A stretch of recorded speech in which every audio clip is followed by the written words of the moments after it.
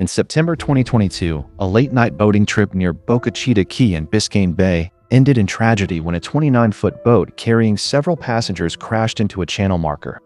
The collision claimed the lives of Pino's daughter's friend, then 17-year-old Lucy Fernandez. Another friend, Katy Puig, was left with a lifetime of disabilities. Pino had taken his wife, daughter, and 11 of his daughter's teenage friends out to a sandbar in Biscayne Bay on September 4, 2022, to celebrate his daughter's birthday. Prosecutors said that while at the sandbar, Pino drank alcohol and provided it to the underage girls at the party. Prosecutor alleged that the boat's operator, George Pino, was navigating at high speed in darkness before the crash occurred. Prosecutors contend that his actions demonstrated reckless operation of the vessel, while the defense disputes key aspects of the allegations and the circumstances leading up to the collision. The case has drawn significant public attention due to the devastating loss of life, questions surrounding boating safety, and the legal battle over responsibility for the fatal crash. George Pino faces up to 30 years in prison if convicted. Yes, I do. Good morning. Good morning. Your Honor, may I proceed, please? Thank you. Could you please introduce yourself to the members of our jury? Good morning. My name is Paul Albert. Can you tell us, what is it that you do for a living? My full-time job, I'm a lieutenant with the Town of Palm Beach Police Department, where I serve as the internal affairs investigator. Can you tell us a little bit about the background and experience you've had with that police agency? Sure. I started with Palm Beach in 2006, and as a patrol officer, I've worked road patrol. I worked road patrol most of my time there, but I've had special assignments on the Marine unit and on the field force team. What's a field force team? So field force is we respond to we have Mar-a-Lago in our jurisdiction, and so we have protests. So the field force team is the team that handles crowd control, protests, and those types of things. I served as the field force commander for a bit as a sergeant. I worked as a detective. I've been a sergeant on road patrol as you know, a frontline supervisor, also enrolled as a lieutenant, as a watch commander in charge of overall patrol operations on night shift. And then I've been in internal affairs now for 4 years. Were you ever a member of the dive team for that agency? I still am. Okay, yes. What does that entail? Diving. For fun? No, we do. We've done some evidence recovery. We've done lately. There's been a big push for illegal anchoring and mooring, and so our dive team will go out and take pictures underwater of illegal mooring structures, and we've removed a lot of illegal mooring structures. So a little bit of everything. Before you went to the Town of Palm Beach Police Department, were you involved in another law enforcement agency? Yes. What was that? So I started my career right out of college with what was then the Florida Marine Patrol, what's now the Florida Fish and Wildlife Conservation Commission. Also known as FWC? FWC. How long were you with FWC? I was with FWC from 1993 to 2006. Can you tell us about your evolution of your career there? Sure. Almost entirely patrol officer, frontline. The whole time working on boats in a marine capacity, and I spent the first 5 years on the West Coast in the Naples area, Marco Island, patrolling Naples down through the 10,000 Islands, Everglades National Park, and offshore, and then the last 7 in Palm Beach County. And I did a lot of work for FWC. I was a field training officer, so I trained new officers. I was an academy instructor for DUI and DUI, for vessel operations and vessel boardings. I was one of the agency's subject matter experts on marine electronic devices. What do you mean marine electronic devices? Like GPSs, radar, navigational tools, electronic navigational tools. I was on the boat selection committee, like the boats deciding on which boats the agency should use for patrol boats. In addition to the police job that you currently have, do you have a private consulting agency? I do. Could you please tell the jurors about that? Yes.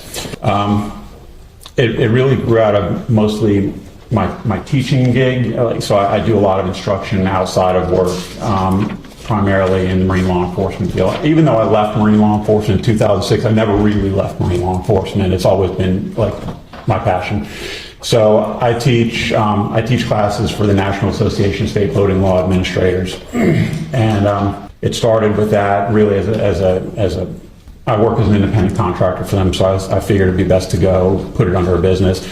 But then I've pretty much since I left FWC have still been assisting FWC with boating accident investigations with GPS forensics, and over the years I was getting more and more calls to do stuff like I'm doing right now, testifying in court and assisting. And over the past few years, I've started branching into a little bit of civil liability cases too. So all that kind of falls under my business. Will you occasionally be hired to evaluate a boating crash and, render opinions about how the crash occurred, what things could have been done to prevent the crash, and write reports about your findings? Yes. Let's talk a little bit also about any recreational boating experience you've had. Sure. Tell the jurors about that.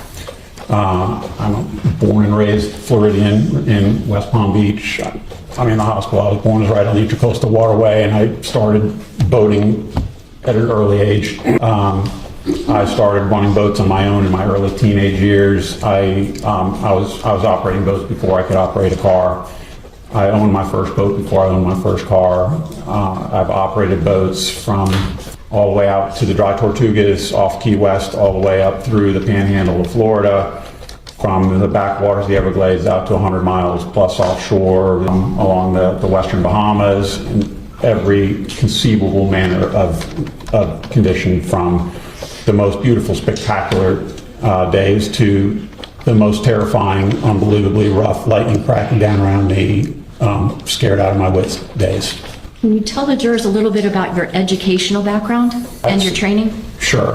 I have a degree in criminology from Florida State University, a master's degree in organizational leadership from Palm Beach Atlantic University. I went to the Marine Patrol Academy right out of college, and then I got my captain's license in my 20s. I think it was around 27 or so. So I went to sea school to learn the ins and outs of the requirements for passing the Coast Guard exam.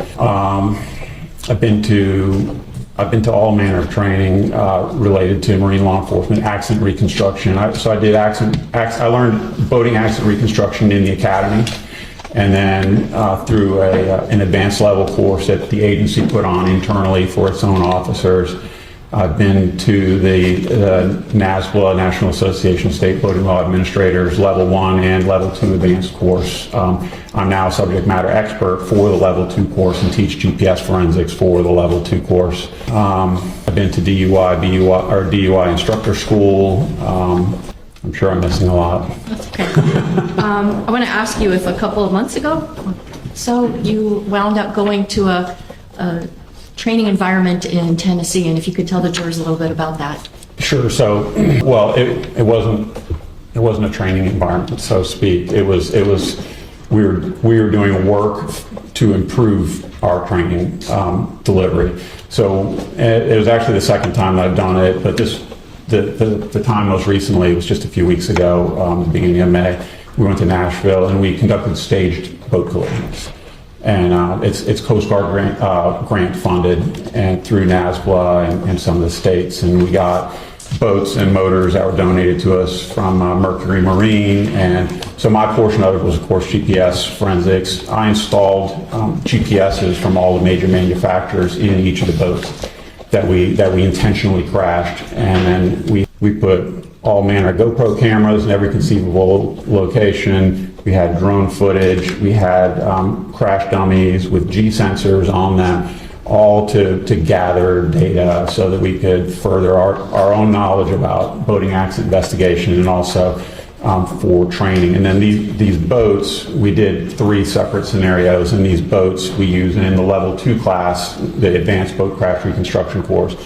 It's project based, so the students come in and they get several days of training, and then the students are teamed up in groups, and they're assigned 2 boats, and so that the students go out and they inspect the boats and they inspect the damage, and they're given the GPS data that was recovered from the boats, and then they do their own independent analysis, and they're required to do like a PowerPoint presentation in front of the class as kind of their final project to finish the class.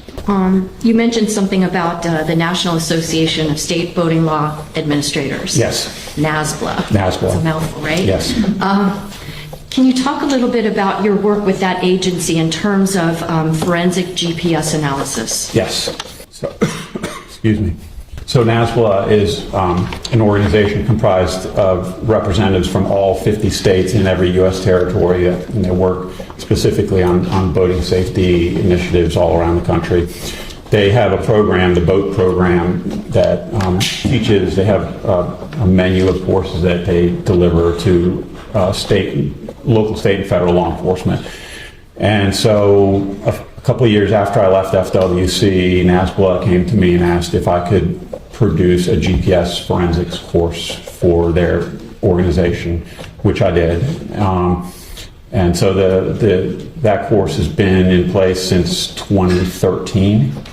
And it's kind of a one-of-a-kind course, and we teach to state, local, and federal law enforcement all around the country. We have an ongoing contract now with the Coast Guard. I'm teaching 3 classes a year to Coast Guard personnel. I've taught at the Federal Law Enforcement Training Center to the instructors at FLETC. I've delivered the course to Homeland Security and Secret Service in D.C. And I don't know what the tally is for state and locals, but hundreds and hundreds of officers around the states. How did you get so invested, I guess, in GPS data and recovery of it and analysis of it?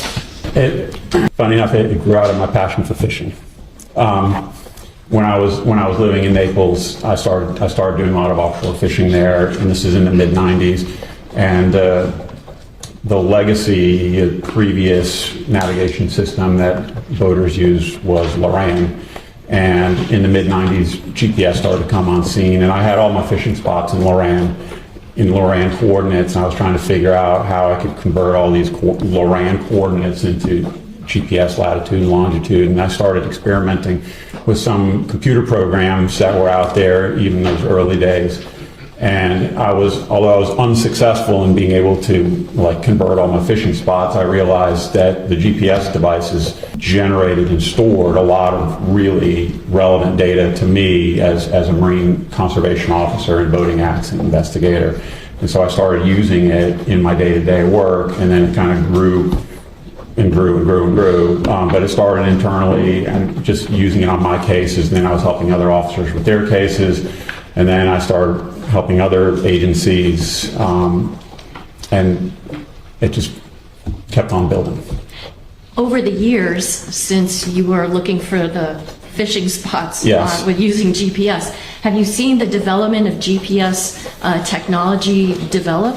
It's unbelievable, the technology that we have today. I mean, when I started, the GPS devices and the Loran devices that I was using literally would tell me there was literally an arrow that would point, you need to turn left and you turn right to stay on a straight course, and you're basically running a straight course. You can now integrate these newer systems have bird's eye view imagery on them. You can overlay radar. You can put all the navigational data from the markers, the channels, and everything on there. You can integrate it with your autopilot system and literally push a button, and the boat will drive you to a fishing spot.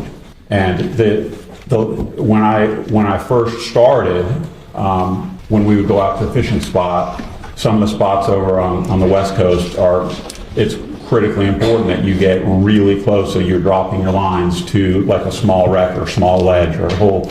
So accuracy is critical. So back then, there was a feature in place with the GPS system called selective availability, where the government used to degrade the system for civilian users. And what we would have to do is go out and we would drop a buoy on the given location on the GPS, and we would do kind of a search pattern off of that to locate the actual spot that we knew was there somewhere in that close proximity, and drop a second buoy on that and fish that. now with the current system, with differential options that are incorporated into the GPSs, you're literally most of the time within a couple of meters of the spot. So essentially, when your GPS tells you you're there, it's under your boat. It's right there. Have you ever used GPS in your car? I do, yeah. Would you say that GPS that you use, like with Waze or with maps, is as good as GPS that would be used on a boat? GPS is GPS regardless. The system is working off the signals from Department of Defense satellites, and the system is really good. And so the quality of what you're seeing on the screen depends a little bit on the quality of the device and how good it can read the signals. And also the quality of the map the map that you're projecting the data onto. The data is good. The question is how good is the map that you're projecting it onto. Well, let's talk a little bit then about whether or not, even as good as the data is from GPS, if it's ever safe for a person who's operating a boat to just rely on that GPS data. It's not prudent any time to rely on one source of information to navigate. You should always be looking at using all available means to navigate safely. Are you familiar with a term called the navigational rules? Yes. Can you explain to the members of the jury, have you ever trained anyone in the navigational rules? I have. Can you explain a little bit about that? Sure. So one of the courses that I teach for NASBLA is the boat crew member course, and it's Coast Guard curriculum. It's the same course that they teach to their guys when they're learning how to be a crew member on a boat and how to operate a boat. Basic boating 101, from dropping an anchor to pulling away from the dock. But we talk about the navigation rules in the basic crew member course.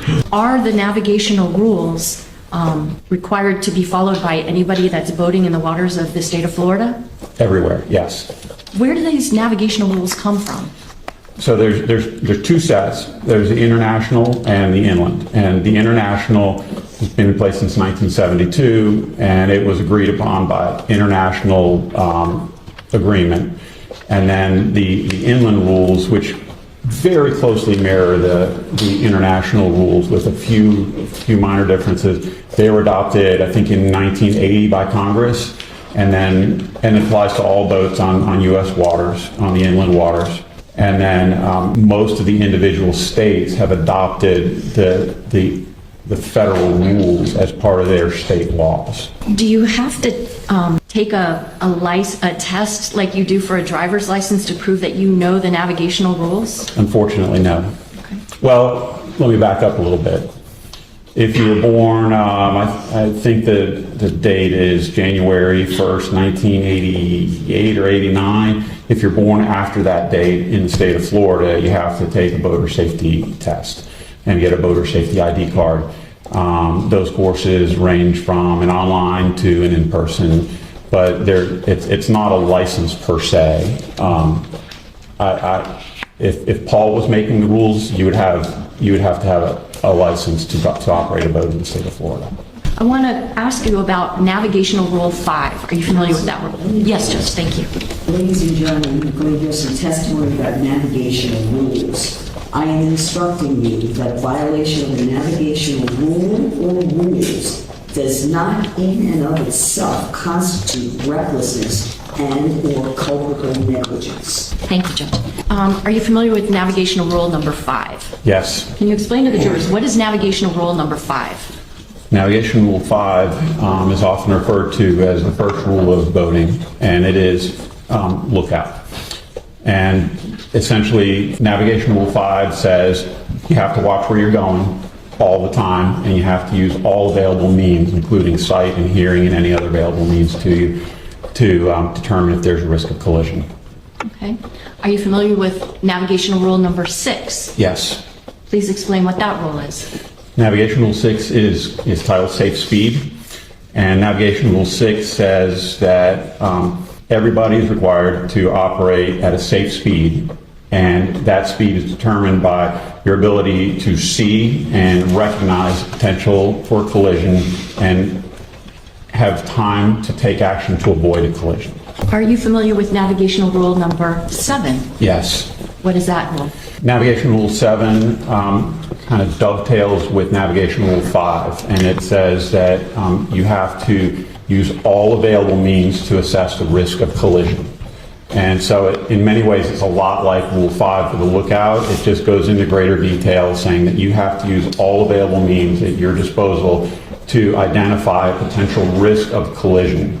And then it goes into some further detail about the use of electronic devices, navigation systems, specifically radar and radar settings. What about navigational rule 8? Can you explain what that rule provides? Yes.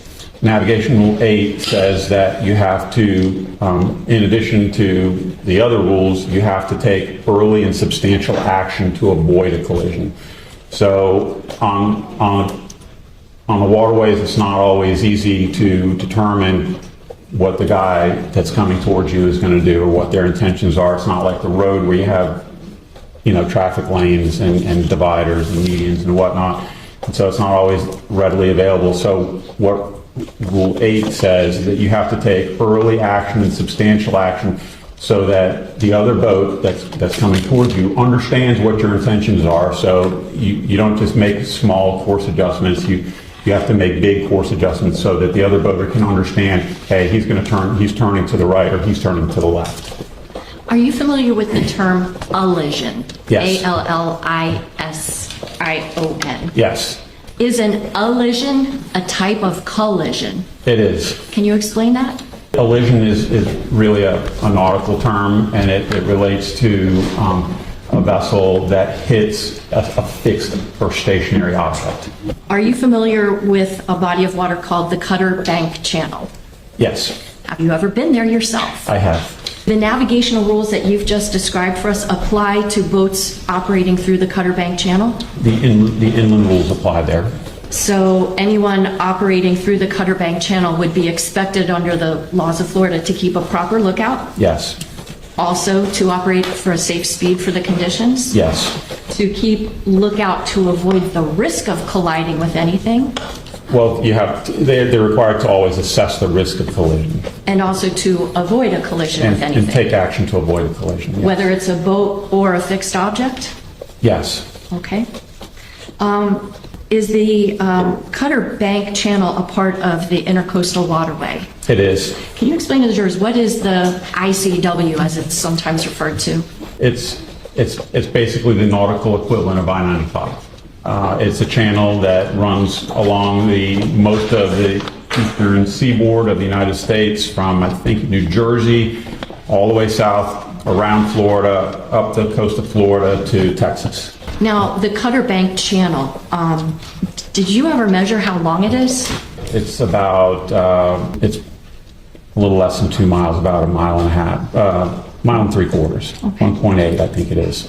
1.8 regular miles? I think it's 1.8 statute miles, maybe 1.6 nautical. I'd have to Okay. give or take. About how wide is it? About 150 feet. Is it considered under the rules a quote-unquote narrow channel? Yes. Projection. Yes. Okay, even though it's, well, what, about how many feet wide would you say it is? It depends on which part of it. I mean, I would say average between 150 and 170 feet I mean, wide. that's Yeah. a fair distance. Why would that be considered narrow under the rules? Because you have to consider what the water looks like north and south of it. So Cutter Bank is a shallow bank across the southern end of Biscayne Bay, and it really is the southern boundary of Biscayne Bay. South of Cutter Bank is Card Sound. And so you have this shallow body of water, and then you have the dredged channel that goes right through the middle of it. And a lot of boats can only navigate through the marked channel where there's a known specific water depth. They can't cross the channel, or they can't cross the shallow parts of the bank. So you have, once you get through the channel, either going north or south, it opens up really wide. So it kind of, all the traffic funnels down into Cutter Bank channel and then opens up on the other side. And so you have to be there. You have all that channel being confined to this one section of waterway. And you have to take into consideration the maneuverability of those boats. Some of these might be motor yachts that need a substantial amount of space to maneuver. So that's why it would be considered a narrow channel. When traversing a channel, there's not like a yellow painted line that, like we have on the roadways to separate who's on what side. Is that fair to say? Yes. But are there quote-unquote rules of the road that dictate which side of a channel a vessel should be operating on? Yes. What is that? You stay to the right. Now, you're here today for a crash that involved a Robalo vessel that was about 29 feet long, and it had a hull ID of RO, B like boy, S like Sam, 0144A919. Are you familiar with that vessel?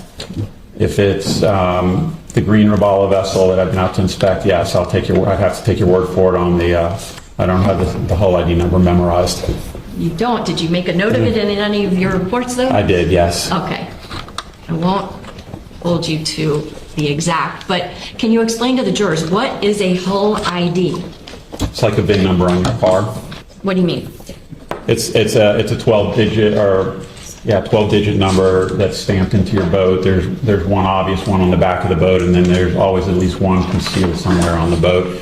And it's just a means of tracking and identifying boats. I'm going to show you an exhibit that's in evidence. It's state number 68. You recognize this boat? I do, yes. Is that Robalo? Yes. Did you personally inspect that vessel? I did, yes. Do you remember when? September of this past year, I believe it was. Okay. I'd have to look at my notes. If you need to look at your notes to Sure. refresh your memory, just let us know you're doing so. Just don't read from your I notes. won't read from But this them. isn't a memory test. Sure. I have it March 7th, 2025. Okay. Were you the only person present for that inspection of the vessel? No, defense counsel and some of their team were there as well. Okay. And was Lieutenant Thompson there as well? Yes. For the record, I'm showing counsel states 5V. Yes. Okay. Mr. Alvaro, I'm showing you a flash drive, and it's got an evidence tag of it of 5V for identification. I want to ask you if you've reviewed the contents of this flash drive, if they accurately depict either photographs that you've taken or seen, as well as videos, and also the GPS analysis that you conducted in this case. Yes, And how do you know that that jump drive contains those articles? because I initialed it. Your Honor, at this time, I would move 5V for identification and evidence. One more, Your Honor. Subject to it being published, we have no authenticity objection. We'll just wait to see what is being offered. 5B, marked for identification, States Exhibit 114. For the record, under published states 5V, image 1, Robalo vessel. Your Honor, may the witness have permission to step down? Yes, let's keep your voice up. What exhibit number are we on now? This is states 5V, it's photograph number 114. It's 114. 114, sorry, 114, So to clarify, this is States Exhibit in Evidence 114, photo 1. Photo 1. Thank you. Does this photograph depict the Robalo vessel that you saw in March of last year? Yes. Okay. Now, I'm going to ask you, I noticed toward the bow of the boat, there's some plastic. Can you explain what that is? That's the shrink wrap cover that's over the boat for time since the 80s. Also, I want to ask you, what kind of engines did that boat have? Those are Yamaha outboard engines. I believe they were 300 horsepower. Did you make note of the length of this vessel? Yes. What was it? It's 29 feet. What is the beam of the vessel? I believe it's 10 feet 6 inches. What does beam mean when it comes to vessel anatomy? The width of the boat at its widest point. Does it have what's known as draft up and draft down? Yes. Can you explain to the jurors what is draft up and draft down? And if you need to step Sure. down, if the witness has permission, if you need to step down to explain.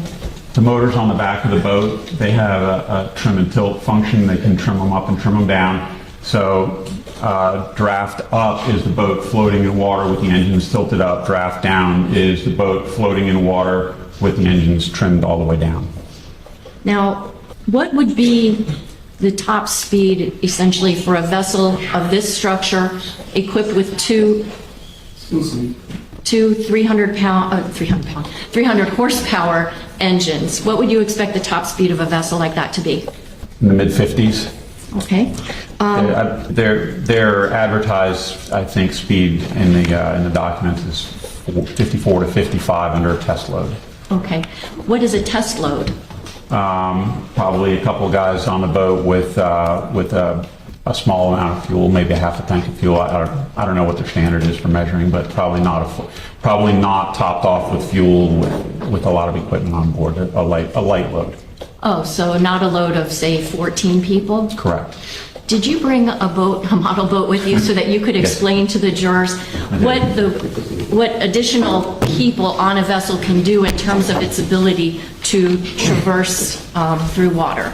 Sure. So how fast you can go on this boat is dependent on the weight of the load that you're carrying, as well as how the load is placed on the boat. Okay. Can you show the jurors using that? And you can step a little closer. It's a long distance between you and the jurors. Can you explain what, let's say if there was a total of 14 people on a vessel of this type of, I guess, configuration. You had a couple of people here on the back. Yeah. And then you had a couple of people by the center console. Yeah. So that's going to be 4. So then you basically are going to have 10 people, 3 across the bench, and then the remaining 7 along the bow. Can you explain to the jurors how that's going to impact that vessel's ability to travel at top speeds? Sure. So the overall performance of the boat is highly dependent on friction that it encounters when it's running across the surface of the water. So under the test load that they're talking about, the boat is riding kind of on a smooth surface of water, and really for the best performance, you're really just riding on the back half of the boat. You have the boat trimmed up, and the engine trimmed in a manner that the propeller is running parallel to the surface of the water, minimizing the friction of the bottom contact with the water. So when you place a heavy load on the bow, it pushes the bow down, and in addition to having to move more water overall, it's also pushing more surface area down for the boat to push through the water, and it slows the boat down. Okay. Now, for that particular robalo, is there a rule or a statute that governs how many people are allowed to be on that vessel when it is going through the waters? So the Coast Guard mandates that anything less than 20 feet have a capacity plate affixed to it that tells you you're allowed to have X number of people and some particular amount of weight. The Marine Manufacturers Association, I think, as a standard bumps that up to 26 feet. And so you'll see larger boats with capacity plate on them. And then above 26 feet, and this boat in particular is what they call yacht rated. So there's no numerical number that limits the boater's option to load it. Like there's not a capacity limit for people. When you went to inspect this vessel in March of last year, did you actually go on the vessel? I did. Did you have the opportunity to envision 14 people, maybe not of your size, Right. but like 14 people of maybe shorter stature, Yes. some of whom are maybe 17-year-old girls, most of them 17-year-old girls. Could they all fit on that boat? It'd be a tight squeeze.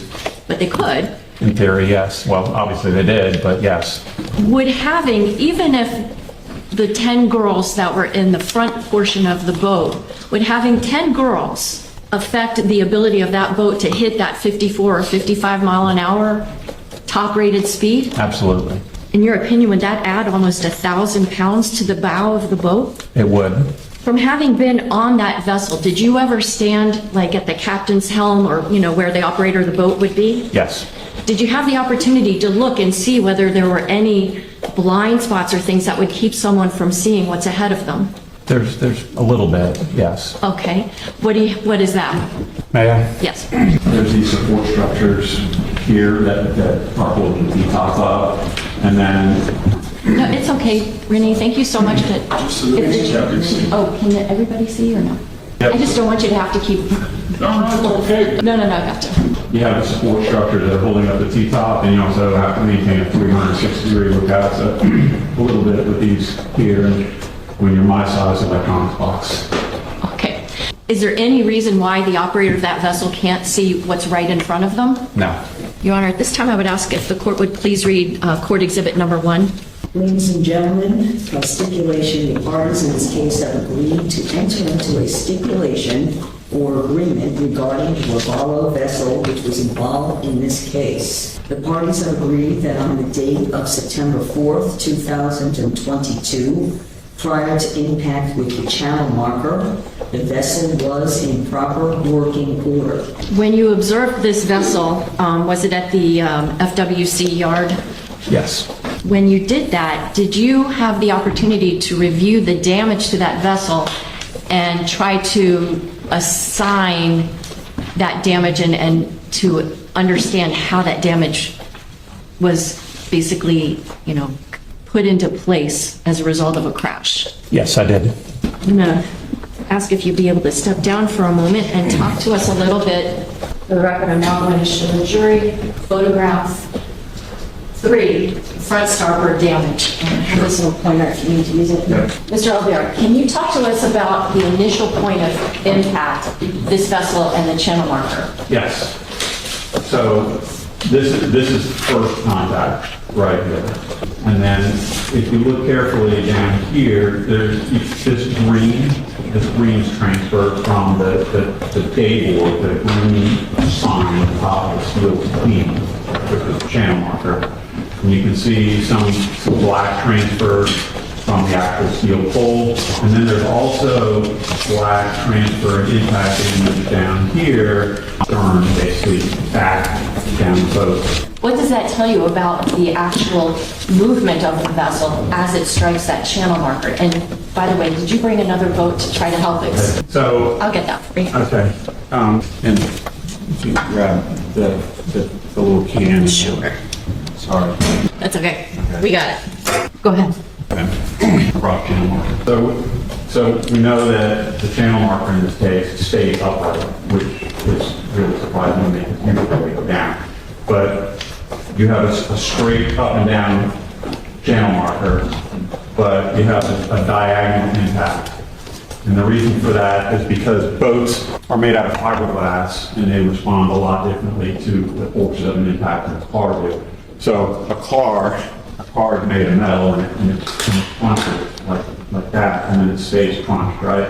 A boat is made out of fiberglass, which is essentially plastic, like this plastic. But what happened in this case is when this Robalo struck the channel marker, it hits kind of like this, but then the front of the boat flexes. It flexes upwards and probably twisted it to the right.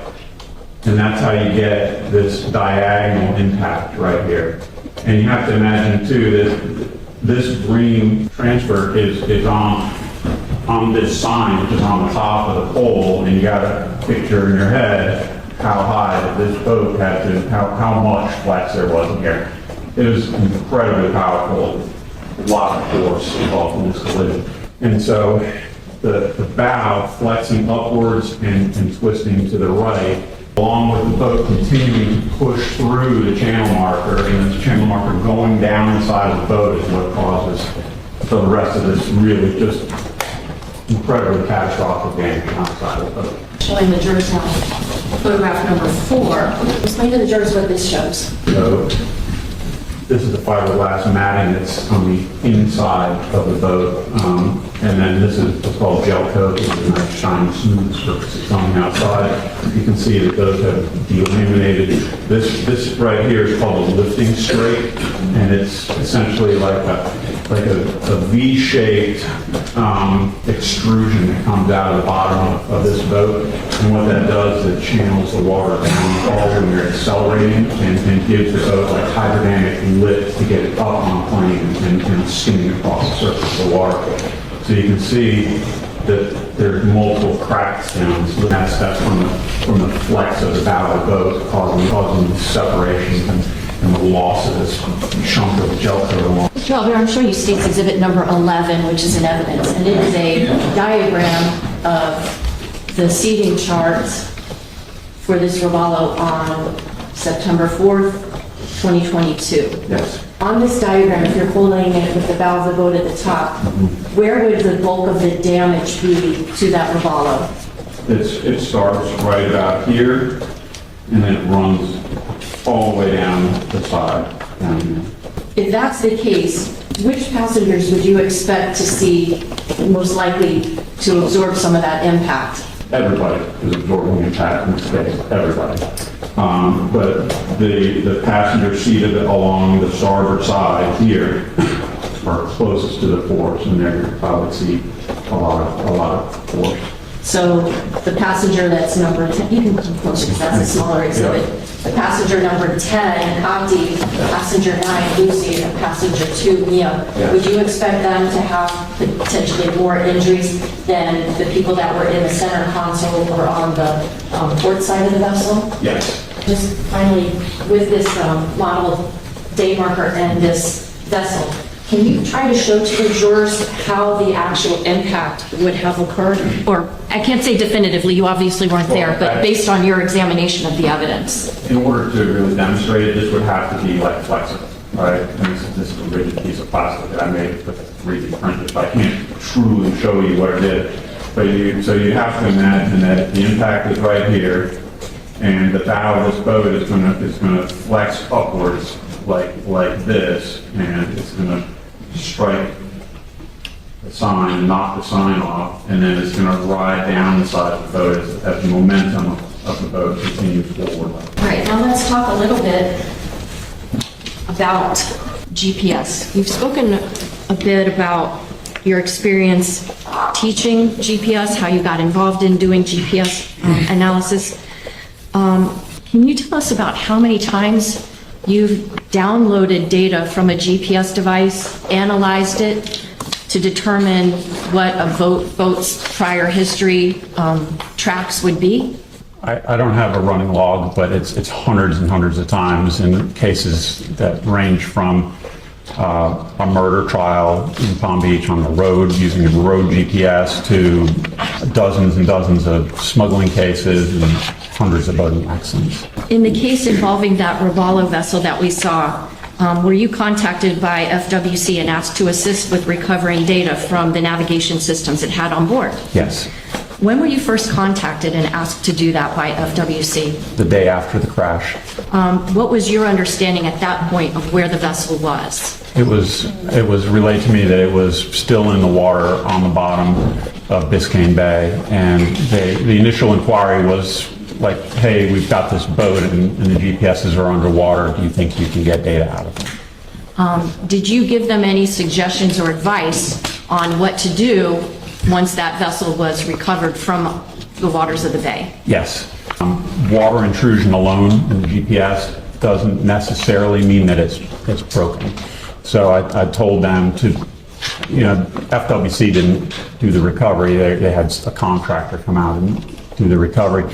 But I told them to instruct the contractor to be really careful to not further inflict any physical damage on the GPSs during the recovery process. And then I told them, as soon as they got that boat on the trailer back at the dock, that they needed to take those GPSs out of the boat and put them back in water and bring them up to me in water. Why in water? Okay, like I said, water alone doesn't break the device. What breaks the device, especially with salt water, is corrosion. And corrosion can start taking effect immediately after it dries. So as soon as this device, if this device were allowed to dry, it could within hours, literally hours, start to corrode and cause problems that would be beyond my scope of being able to download it. Were the navigation devices from that vessel in fact delivered to you? Yes, What brand of device was it? they're SIMRADs. Okay. When did you get those? The day after they called me, so I believe it was the 6th of September. Did you note the dates in your report? I did, yes. Again, it's not a memory test. If you need to look at your notes to remember Sure. details, it's okay. Yep, my bad. I got them on the 7th. Okay. Yep. So you understand the crash happens on the 4th? Yes. FWC contacts you on the 5th? Yes. The vessel is recovered or salvaged on the 6th, and then Yes. you get them that next day? Yes. Can you describe for the members of the jury, what is the specific brand name of this device? I know you said they're SIMRADs. Do they have a model number? It is, the model is let me look it up for you. It's an Evo 3, NSS is the model. The specific model is the NSS 12 Evo 3. Evo. Is that device known as a multifunctional device? Yes. What are the multifunctions that it can do? It can do a lot. It can display GPS data in several different ways. You can use like a traditional paper chart style view. You can use bird's eye imagery. You could do a combination of both. You can also display engine performance data. You can put like your tachometers and fuel gauges. Those can be displayed. You can display sonar. You can display radar. You can use, you can play video through them. You can use them as an entertainment, like for playing music, and you can control all those through the multifunction displays. Would you tell the jurors, what was the condition of these SIMRAD devices when you first get them from FWC? So they brought them up to me in a cooler full of water wrapped in a beach towel. And when I took them out of the water, there's no obvious physical damage, and I couldn't see. Sometimes you can see water in the LED screen. Couldn't see that, but the one in particular, when I rocked it back and forth, I could hear water sloshing back and forth. Was that a surprise to you at all, that it would have water in it? No. They are surprisingly resilient. I mean, I've seen some of these devices take really substantial impacts and be submerged in water. But in this case, this was obviously catastrophic, and it did get water. It was in the water for an extended period too. In order to try to extract any data that may have been recorded or stored in those devices, can you tell the jurors what is it you had to do? Well, first I had to see if I was even going to be able to do it, because if the GPS floods with water while it's energized, while there's electricity going through the circuits, it's going to blow up. The circuits are going to be fried, and that's beyond my scope of being able to repair it. I would have to send it out to a lab that I work with and do what's called chip-off extraction. It's much more tedious and expensive. But so my first step was I opened them up and inspected the interior components. I did not see any signs of any damage inside, other than they were wet. So I disassembled them, and I flushed them out with deionized water, and I have a desk-mounted magnifying glass. I went through and cleaned it all with alcohol and made sure there was no kind of debris on any of the circuits. And then I coated the boards with a product that's built specifically, made specifically for it. It's essentially a WD-40 for electronics. And did those steps help guard against any corrosion setting in on these SIMRAD devices? I mean, one of my primary goals was to preserve the device, yes. Did these devices have serial numbers? They did. I bet you don't have them memorized. No, I don't. Could you tell us, though, what those are so we can be Yes. sure that we're talking about the same SIMRAD devices that Lieutenant Pomar has testified about? Yep. First, I'll ask you about the port device. Sure. So the port device, which is the one on the left, the serial number was 118786787. And did you also make note of the serial number for the starboard? Yes. It was 118786796. Oh, sorry about that. I'm going to read it all the way back. 118786796. The record I'm showing the jury now, image 6. I'm going to read you a serial number. You tell me if this is the port or the starboard. Last two digits are 87. Yes. It's serial number 118786787. Yes. Which device is that? The port GPS. And did you in fact see photographs of that exhibit? I did. Can you take a moment and tell us if this is, based on that serial number, the SIMRAD device that you analyzed? Yes. This is the serial number here, and this is the model right there. And this is the left port or the right starboard? It's the left port. Okay. And then directing our attention now to photograph 7. Is this the same serial number as for the starboard? 796, yes. And then When did you first try to recover data from those two SIMRAD devices? it was a couple days later, so they need to dry. So I have them all taken apart, and I put them out to dry, let the components out to dry. There's a lot of different ways you can dry them. I'm pretty much an old school guy. Put them out with a fan blowing across them. And I knew that this was a very important, there was a lot riding on this case. I tried to get them up and running as soon as I could. So I gave it an attempt a couple days later.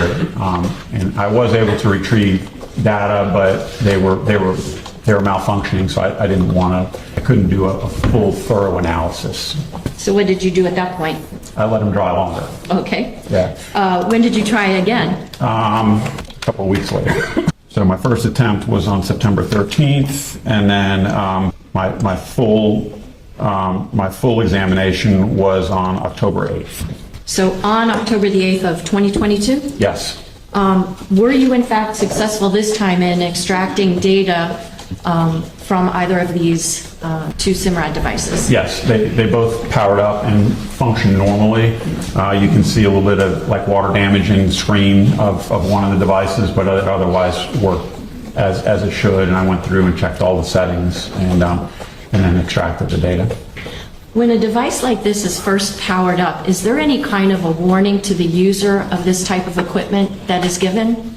Typically there is. I think all the manufacturers have something like that. Can you describe what you're talking about? Yeah, I mean, it's basically a disclaimer that says, use good judgment, don't use this as your only means of navigation, make safe decisions, stuff like that. Kind of like if you turn on your car and the screen says, keep your eyes on the road, and same type of thing.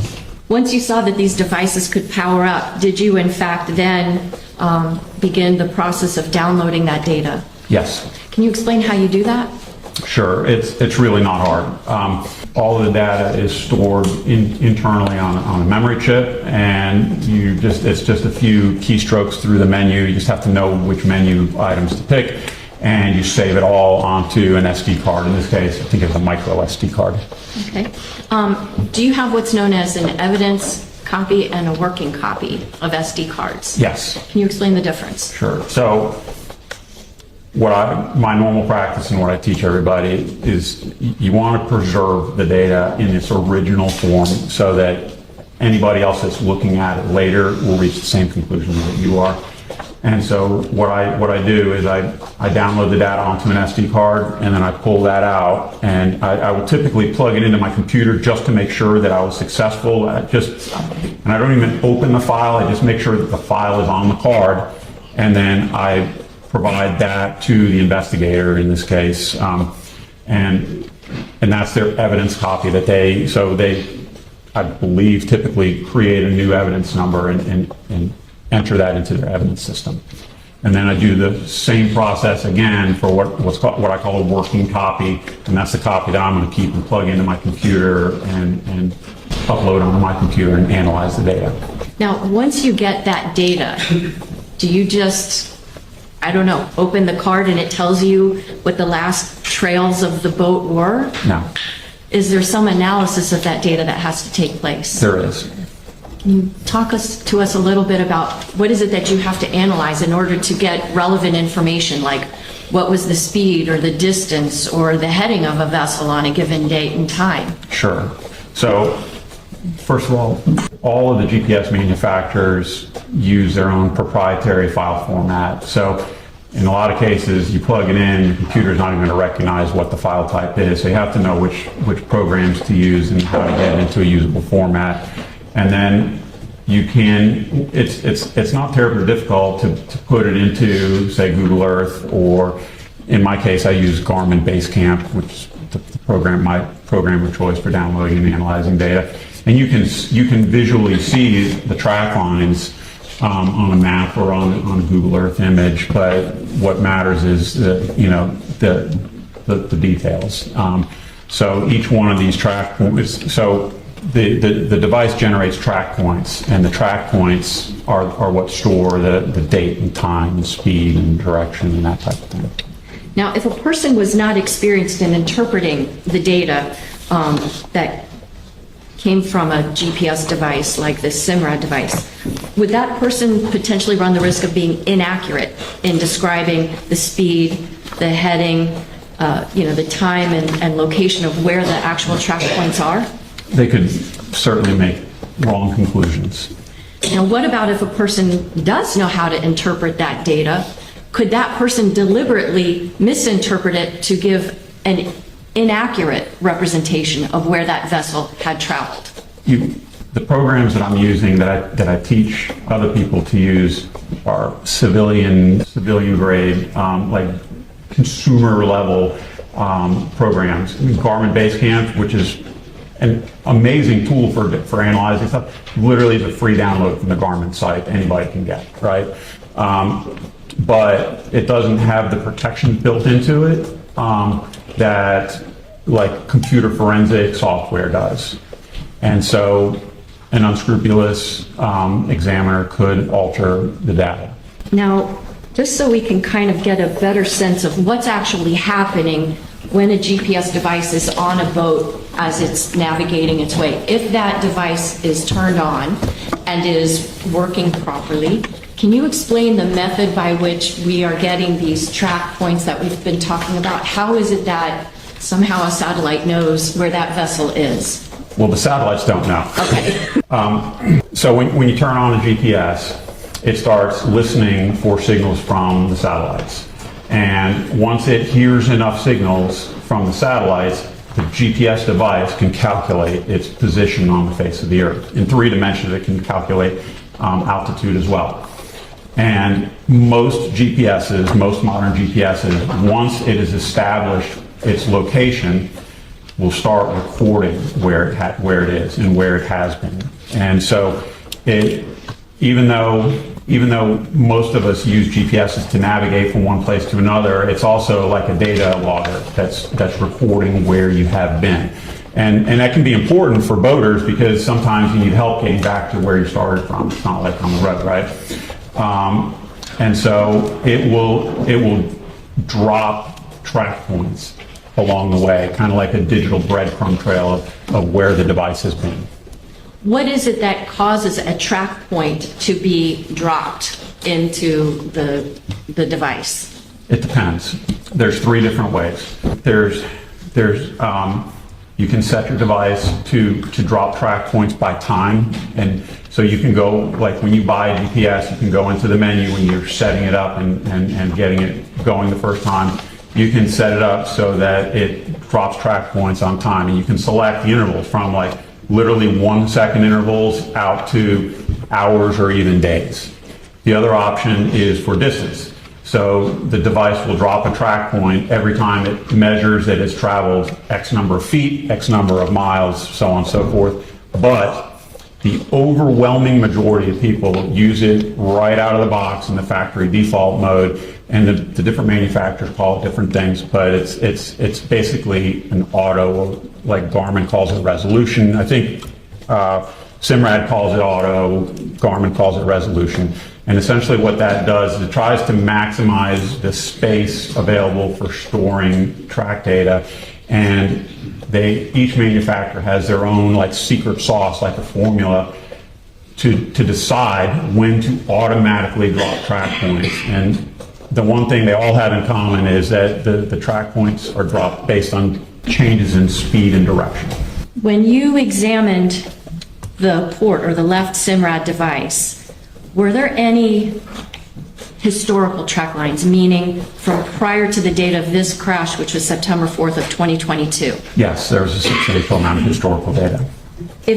And when you looked at that data, were you able to see overall where that vessel had been traveling with that port SIMRAD device operating? Yes. Where? Pretty much the same area over and over again. Northern Key Largo, Biscayne Bay, up to Elliott Key. Let me show you an exhibit that is states number 2 in evidence. May the witness step down, Your Honor. When you examined that SIMRAD device, were you able to see historical track tracks of where that Robalo vessel had traversed. Yes. And when did those tracks begin?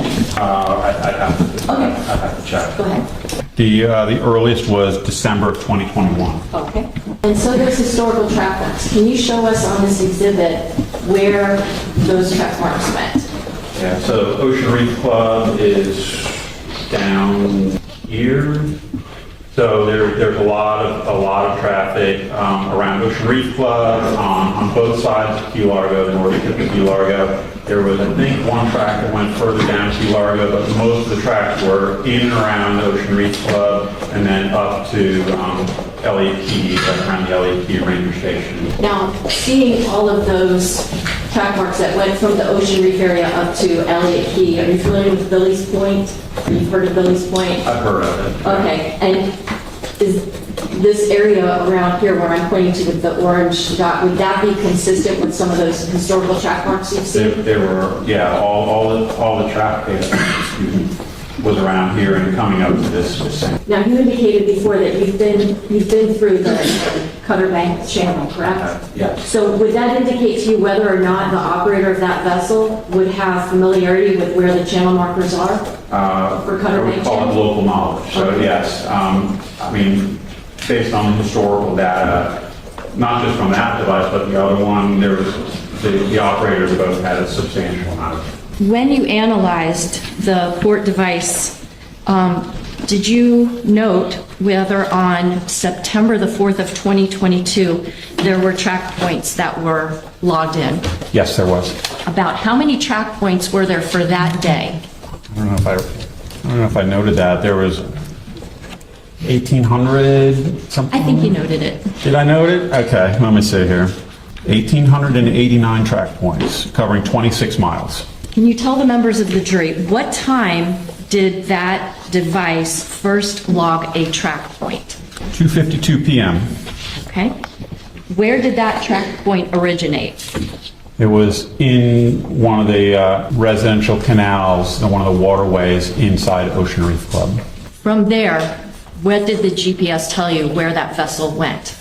It left the residential waterway, and then there's a channel leading away from Ocean Reef Club out to open water on the Atlantic side, went out that channel, and then turned to the left and went into Angelfish Creek. Okay.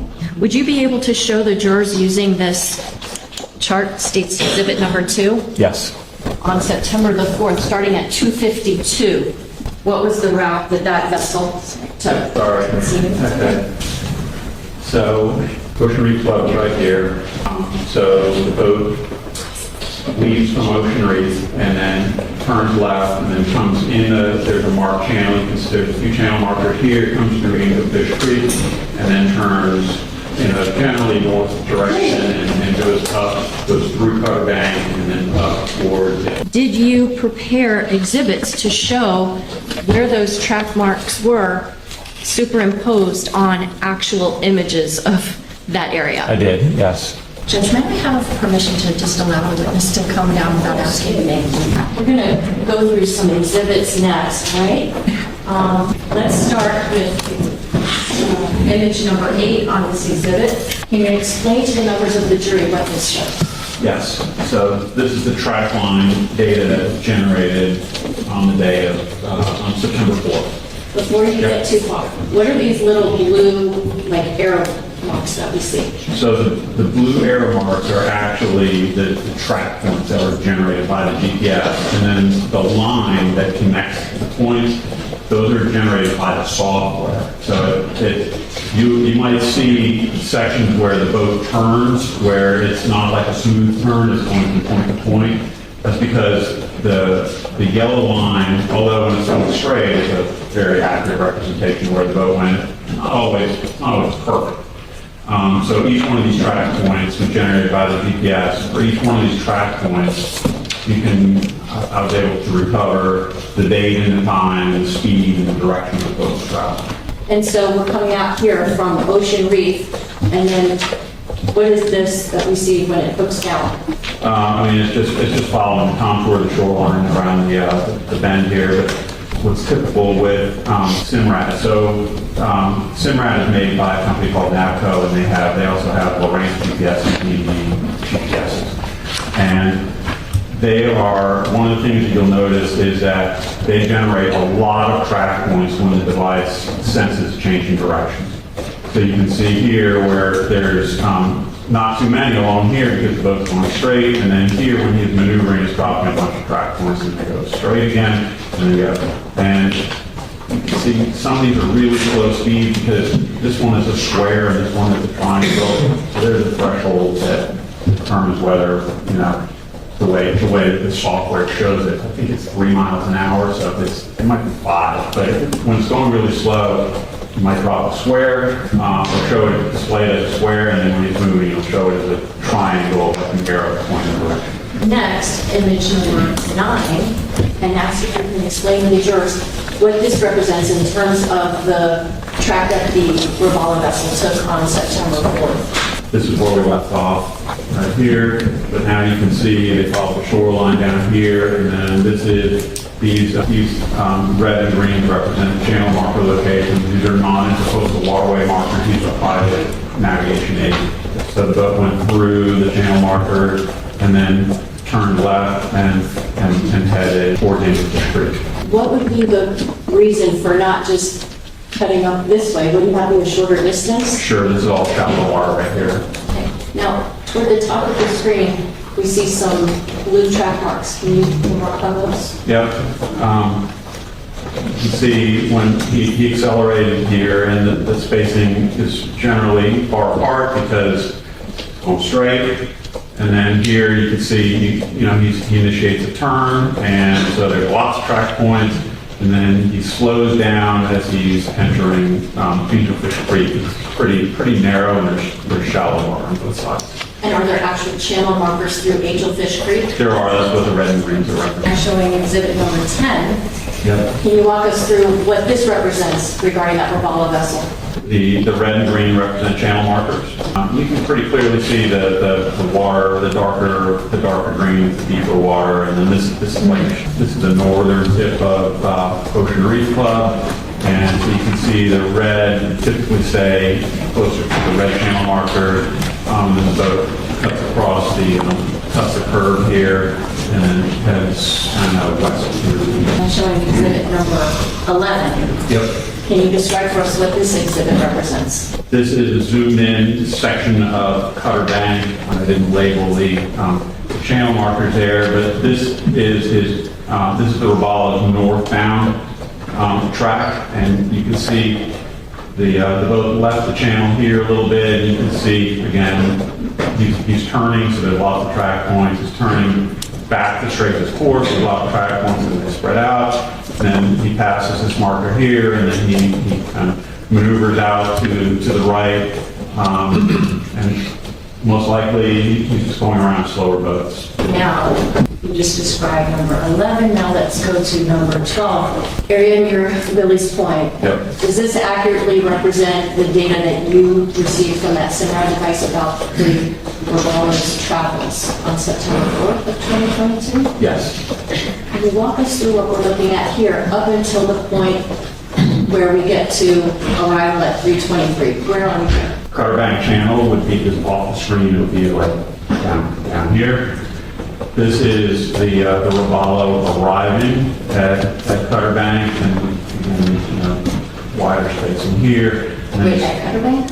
I'm sorry, no, at Elliott Key from Cutter Bank, and then the boat comes up here to Elliott Key, slows down in this area, and then lots of track points along here. Now, you indicated earlier that the initial track points that you got were from 2:52 p.m.? That's when they started, yes. Okay, and so by 3:23, so about a half an hour or so later, the Robalo is now near Elliott Key, fair to say? Yes. Is that indicative to you of a vessel that's traveling full throttle? I mean, it's a good clip. It's good. It's quite a few miles up. I think it's 15 miles. Okay. Yeah.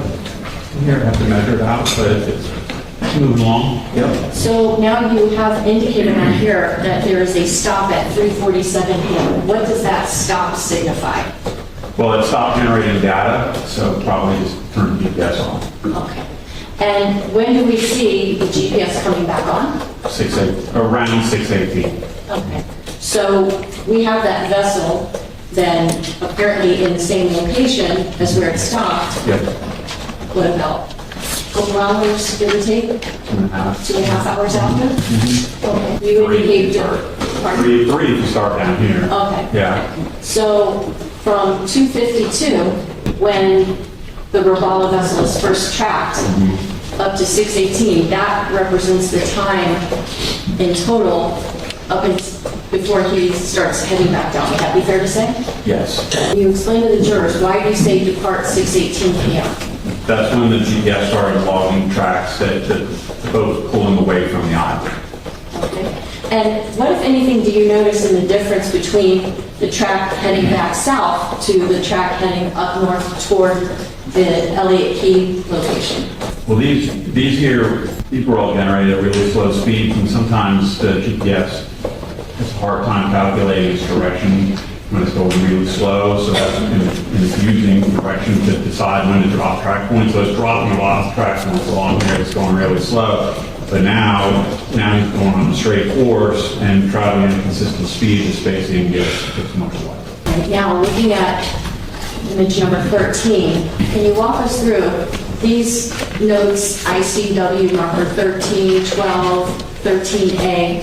Did you put those on this as a way to show the jurors and give them landmarks? Yeah. Okay, what is it that this exhibit is showing us regarding the travel initially northbound and then southbound for the channel?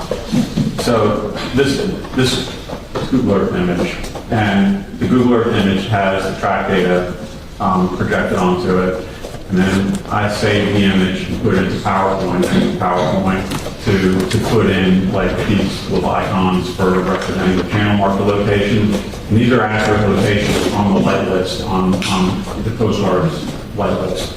And then I put in this call out to identify this ICW mark 13, this ICW mark 12. This is the track line of the Robalo going north. And then this is the track line of the Robalo coming south. You can see, you can also clearly see the channel in this particular image as the dark blue water. It's pretty clearly delineated, and then these channel markers. This is shallower up here. Okay, now showing you an exhibit that's labeled number 14. Yep. Can you walk us through what this represents? Yep. Excuse me one second, Judge. I have one voir dire question on the publication of this exhibit. Good afternoon. The green and red markers that are depicted on the screen, those are not to scale, correct? They're not to scale, no. If you look really carefully, you can actually see the shadow right there. So, as of 6:37 and 19 seconds, what is the speed of that Robalo? 43. All right. Now, as it's heading southbound, is there, and that is at that track point, that's the second to last track point before what? The second to last track point before the illusion with the channel marker. Okay. The previous slide that you showed with marker 12 and 13 would be. All right. So now, we have the second to last track point, 43 miles per hour. Yep. When we see heading 216, what does that mean? That is just the compass heading from this track point back to the last track point. We get to this track point right before channel marker 15. What is the speed of the vessel? 47. That's what the GPS log is, 47. Any track points between the one at 6:37 and 19 seconds and the one at 6:37 and 28 seconds? Now, What does that indicate to you? it was maintaining a consistent portion speed. No attempt to deviate one way or the other from that channel marker? Correct. Would you call this a collision course with that channel marker? Sustaining. Regarding that 9-second time that went by from the second to last track mark to the last one before impact, how many feet did that vessel travel?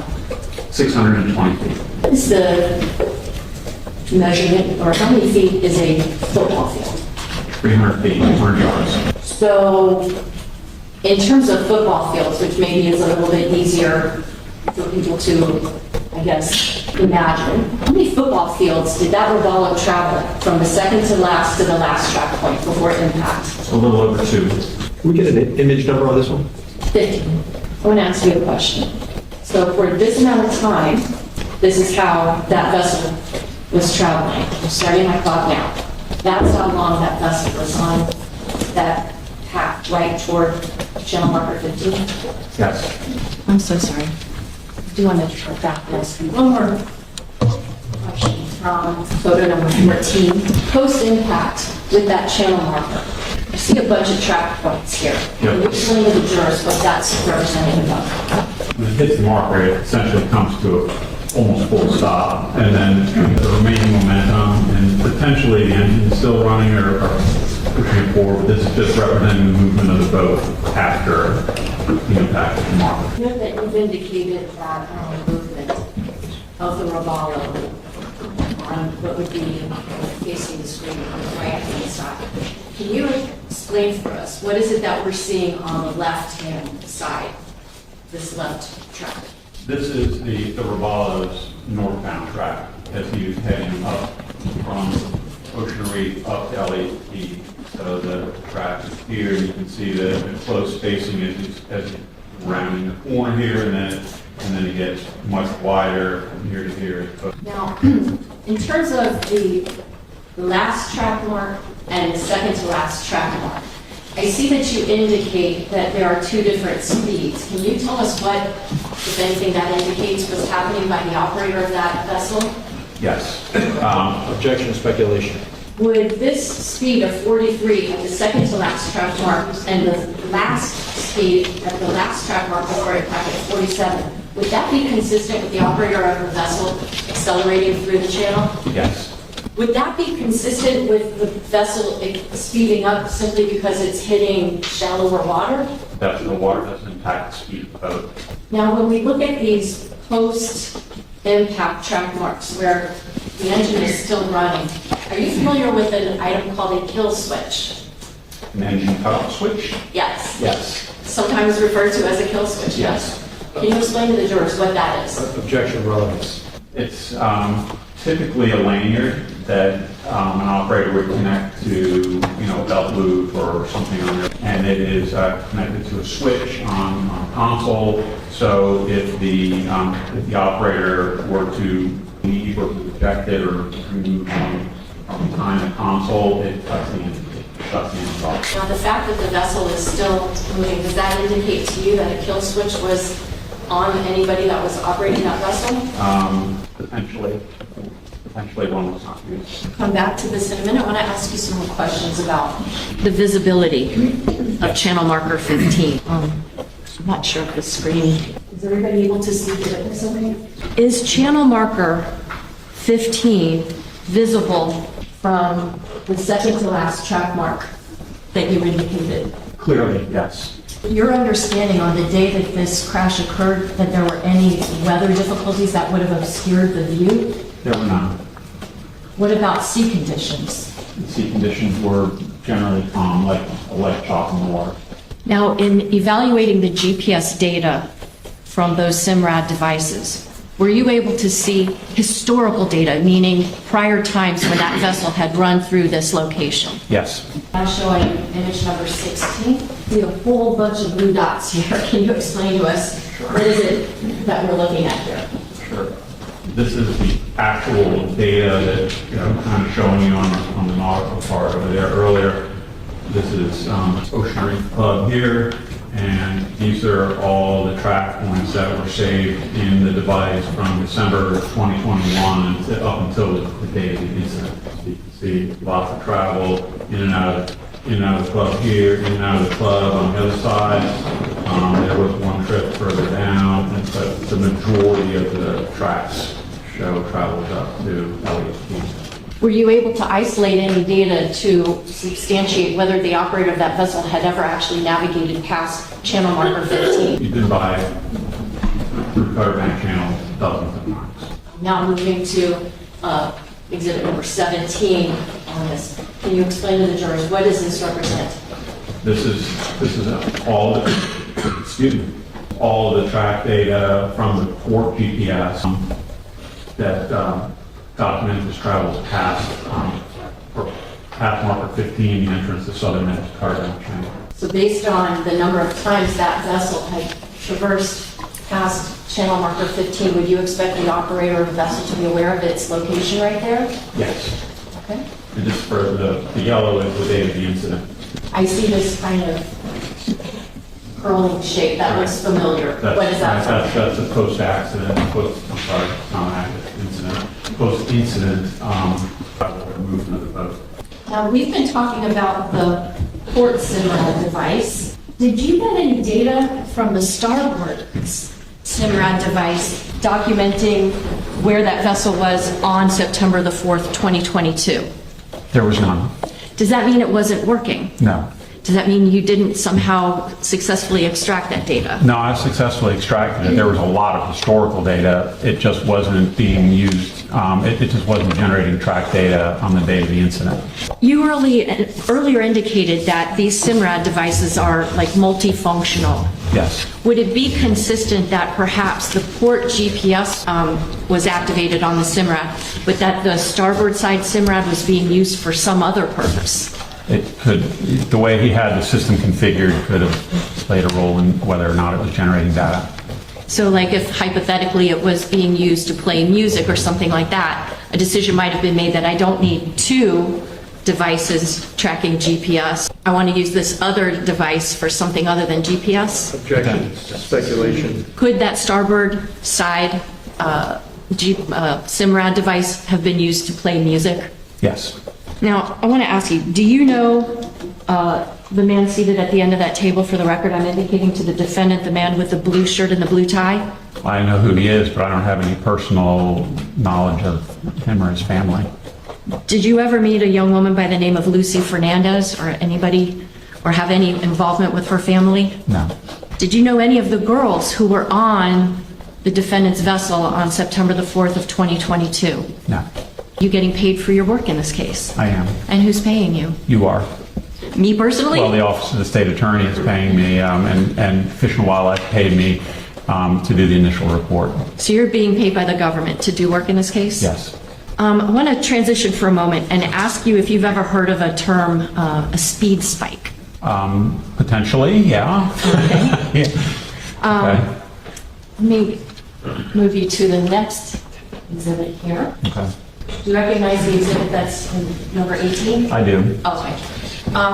Does this data represent Forgive me, what image are we on? 18? Thank you. Is this a chart that reflects data that was obtained from the Robalo vessel from September 4th of 2022? This is essentially a spreadsheet. All the individual track points listed out in the order that they're generated by the device. And so this is the track point number, and these are the distances, the time, the speeds, the force of travel, the time, and then the latitude. The times that are given, are these in military time or ordinary time? No. So these look like they're the spreadsheet is in military time. Okay, now earlier you testified that there were, I think, 1,889 track points generated for September the 4th of 2022? Yes. Now, we're not looking right now at almost 2,000 track points, right? So this is just a snippet of some of that data? It is. Okay, and of this snippet, what time does it start? In regular time, not military time? 58 seconds after 6:27 p.m. And for this exhibit, when does the track points stop? What's the last time for that track point? I think the last digit is 6, but it's definitely 6:35 and 26 seconds.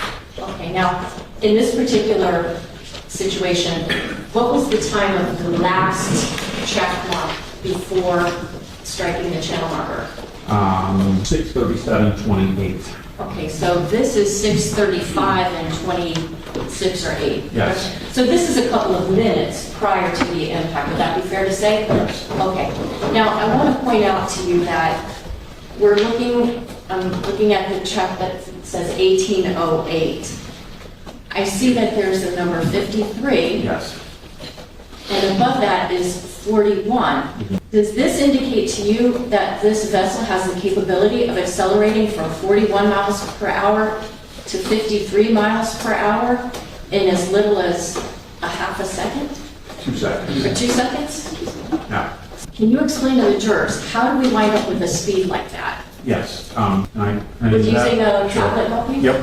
The thing to remember is that these speeds are not a snapshot of exactly how fast that boat was going at 6:33:09. These are calculated speeds based on the distance and the time that it traveled from one point to the next point. So something like this. Time, speed, distance formula. If you have any two of the components of this triangle, you can calculate for the third. So for the speed calculations on this column here, they're using the distance from one track point to the next, and the time that it took to travel from one track point to the next. The thing with these calculations are the GPS system, when it's calculating your position, the latitude and longitude, measures time in nanoseconds or billionths of a second. When it's calculating your speed, though, it's using a very simple timepiece. This is an atomic clock that's on the GPS satellites. This is a very simple timepiece that's inside your GPS device, and it keeps time in whole seconds, right? So the device is calculating the speed based on the distance traveled divided by the time. And what you'll notice when you have longer track intervals, like here, 23 seconds, 9 seconds, 11, 45, the speeds are all pretty consistent, right? They're all in the upper 30s to 40 right here, coming down. But here, the light speed is 2 seconds. Down here, it's only 1. So what happens sometimes, what you'll see when you're analyzing these devices, is the device might drop a track point at an uneven interval. So say it drops it at 1.4 seconds. Well, the system's not keeping track in fractions of a second, so it'll round it down to 1 second. And then the next track line, it could be 1.5 seconds, in which case it would round it up to 2 seconds. So you're taking the speed calculation and the distance, and you're literally doubling the time in this example that you're using to divide. So it's radically changing the final outcome, like here, 53 seconds, with a 2 second interval here at 76, with a 1 second interval. These 1 second intervals are not great for identifying the speed. You want to look at like a longer distance with a longer track interval. Now, if someone did not understand the way that the software will calculate the speeds, Yes. could it then appear to somebody that does not understand the interpretation of this data, that this vessel would be able to travel from about 39 miles an hour to 76 miles per hour that quickly? What you're seeing here, these track points were right at the north end of Cutter Bank as the Robalo was navigating. The operator is making some changes in direction as he's entering the channel. And you can see 2, 4, 1 second intervals right here. And that's why you see these swings.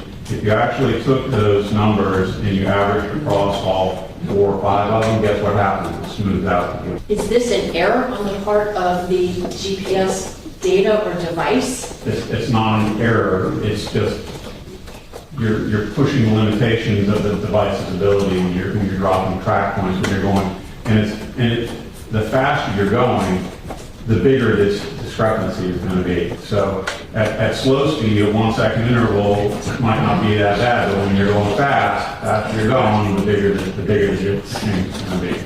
And so it looks like the speed here is spiking, but that's not in fact what's happening, is it? It's just the calculation of what the speed is dependent on how long the vessel travels between a leg from one point to the next. Yes, and you also point out too, like, it's not using 155 feet for one calculation and then 3 tenths of a mile, and these are being displayed.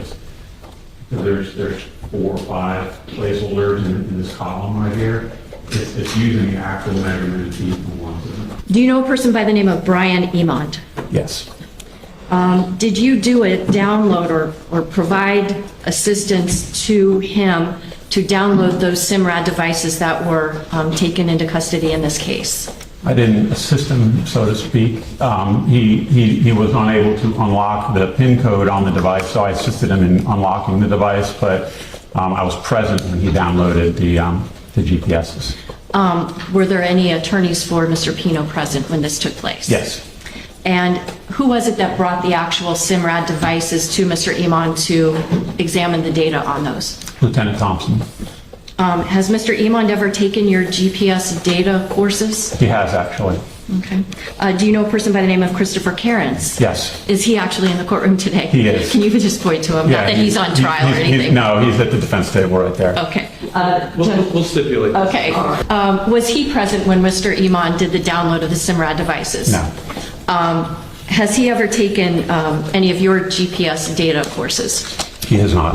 I want to now take you to the date of June 9th, 2025, just a little over a year ago. Okay. Did you assist with the attempt to recreate the conditions, speed, et cetera, of the vessel crash that you documented with GPS data regarding this Robalo and channel marker 15? Yes.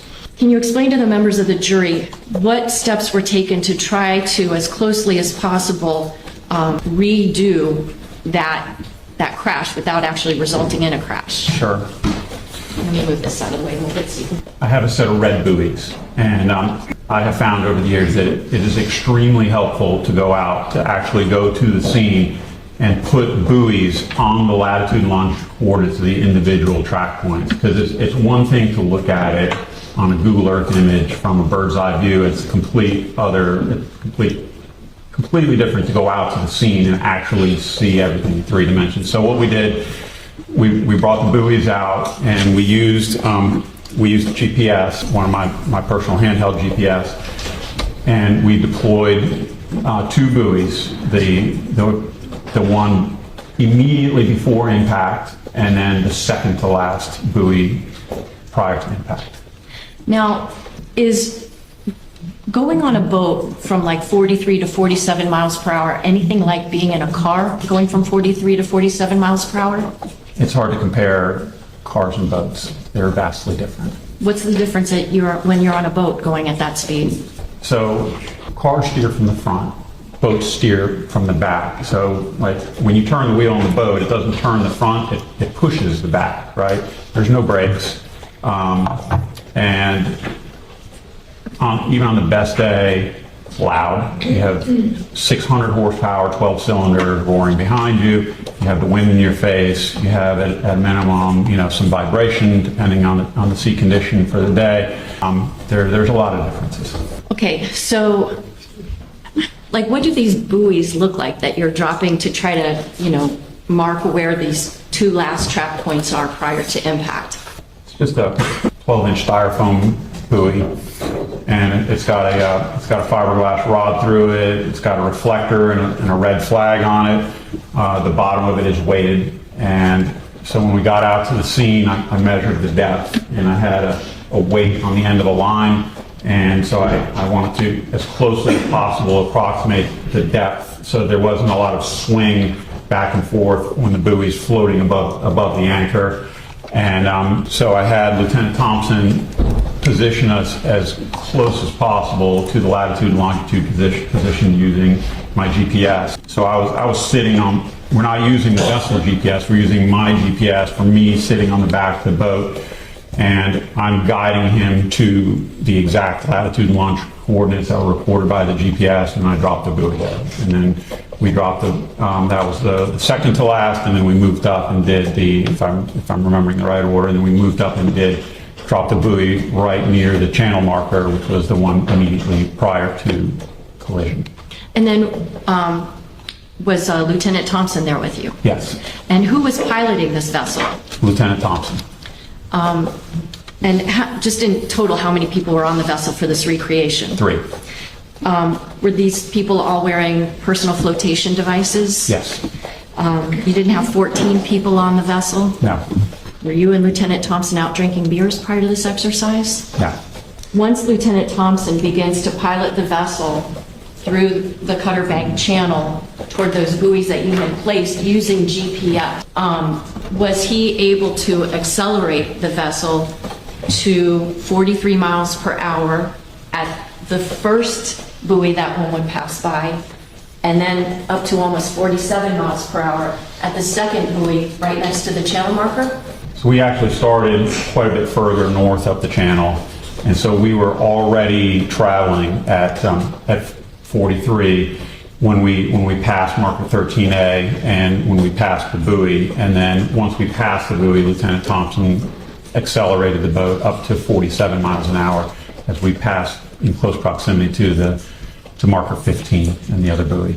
Was any kind of photography used to document these passes through the channel? Yes, several different. Can you describe for the jury?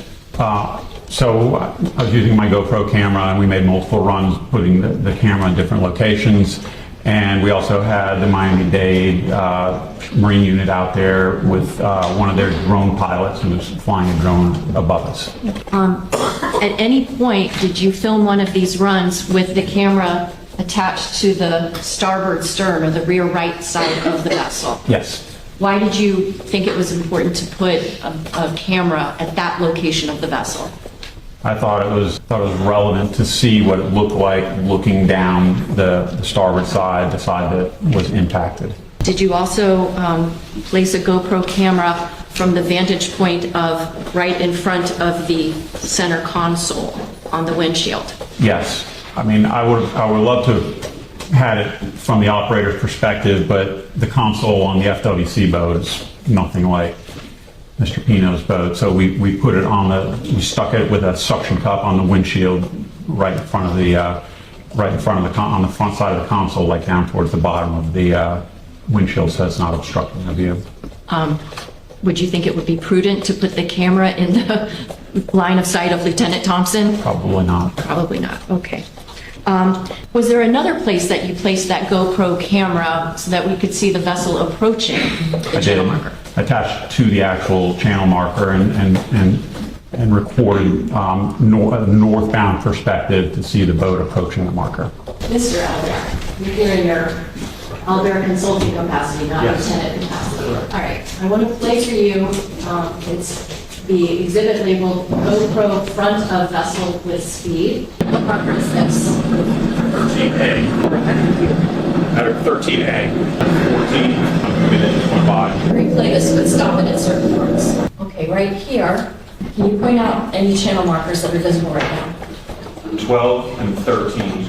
I noticed, Mr. Albert, that up in the upper left-hand corner, there appears to be something like a speedometer. Yes. How did that get there? The GoPro camera has a built-in GPS that you can use to calculate speed. In the editing app, you can choose features to show on video, so I put the speed on. Is this location essentially the entrance to the Cutter Bank channel as you're heading southbound? No. That would be further up to the north. Yeah, so, I mean, that was 12 and 13, and there's 2 pairs of markers north of that, 10 and 11, 8A, and 9 further. This is 13A right here, and you're just starting to come into view. This is 15 right here, straight ahead. So we're not quite yet at 13A. Correct. And this is 15 right here. What is the red dot that we see here? This is this is my marker representing the second to last track point right here. This is 14 and that's 15. Here is the second to last track mark. Where's channel marker 15? Right here. Right now, the counter is at 37 seconds. Let's see where it's at when we get up to channel marker 15 from 37. We're now at 47, so just about 9 or 10 seconds. Now, based on the GPS data that you obtained from the Simrad device that were on that Robalo vessel, did the operator of the Robalo make any change in direction from that second to last buoy to this last buoy? No. Would the operator of that Robalo vessel have been able to see channel marker 15 from those locations? Yes. If he was looking. Yes. I want to show you another. This is going to be GoPro on channel marker. What are we looking at in this video? It's Cutter Bank Channel 14, 13A, 13, and 12. And you can see the boat, right? And where is this camera affixed right now? It's affixed on the right-hand side of the, well, as we're looking towards on the right-hand side of the marker, on the side of the marker, east side of the marker. Let's look at the run with the GoPro on the starboard stern. I hear a lot of noise. Is that consistent with the kind of noise that would be from the Robalo as it was making its way down the Cutter Bank Channel? Different pole, but there's a lot of different. There's wind noise, there's engine noise, and there's noise from the water, breaking on the sides of the boat. It's past the second to last buoy, correct? Yes. All right, we've got 26 seconds. Marker 14. So we've got 26 seconds on the counter. Let's see how long it takes us to get to channel marker 15. About 35 seconds, the vessel's just about to approach channel marker 15. Yes. That channel marker had been visible to the operator of the Robalo that entire time. Yes. Now at this point, where is the vessel? Is it still to the north of where we see channel markers 13, 13A? Yes. Which channel markers these are that we're approaching here? 12 and 13. What channel marker do we see now? This is 13A, and over here is 14. Right now we see the buoy. Yes. Does that represent the last time that any change in direction was had up until right before impact? There is, it's not a big change in direction, but it was probably the combination of the change in direction and the increase in speed that triggered the device to drop that track point, moving towards the next marker. What was the name of that? GoPro on windshield with speedometer.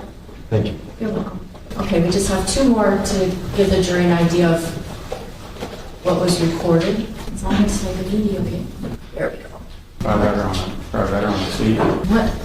That usually works. Okay, we're not wireless. Okay, as we're passing the buoy, the second to last track mark, your GoPro has what speed? 42.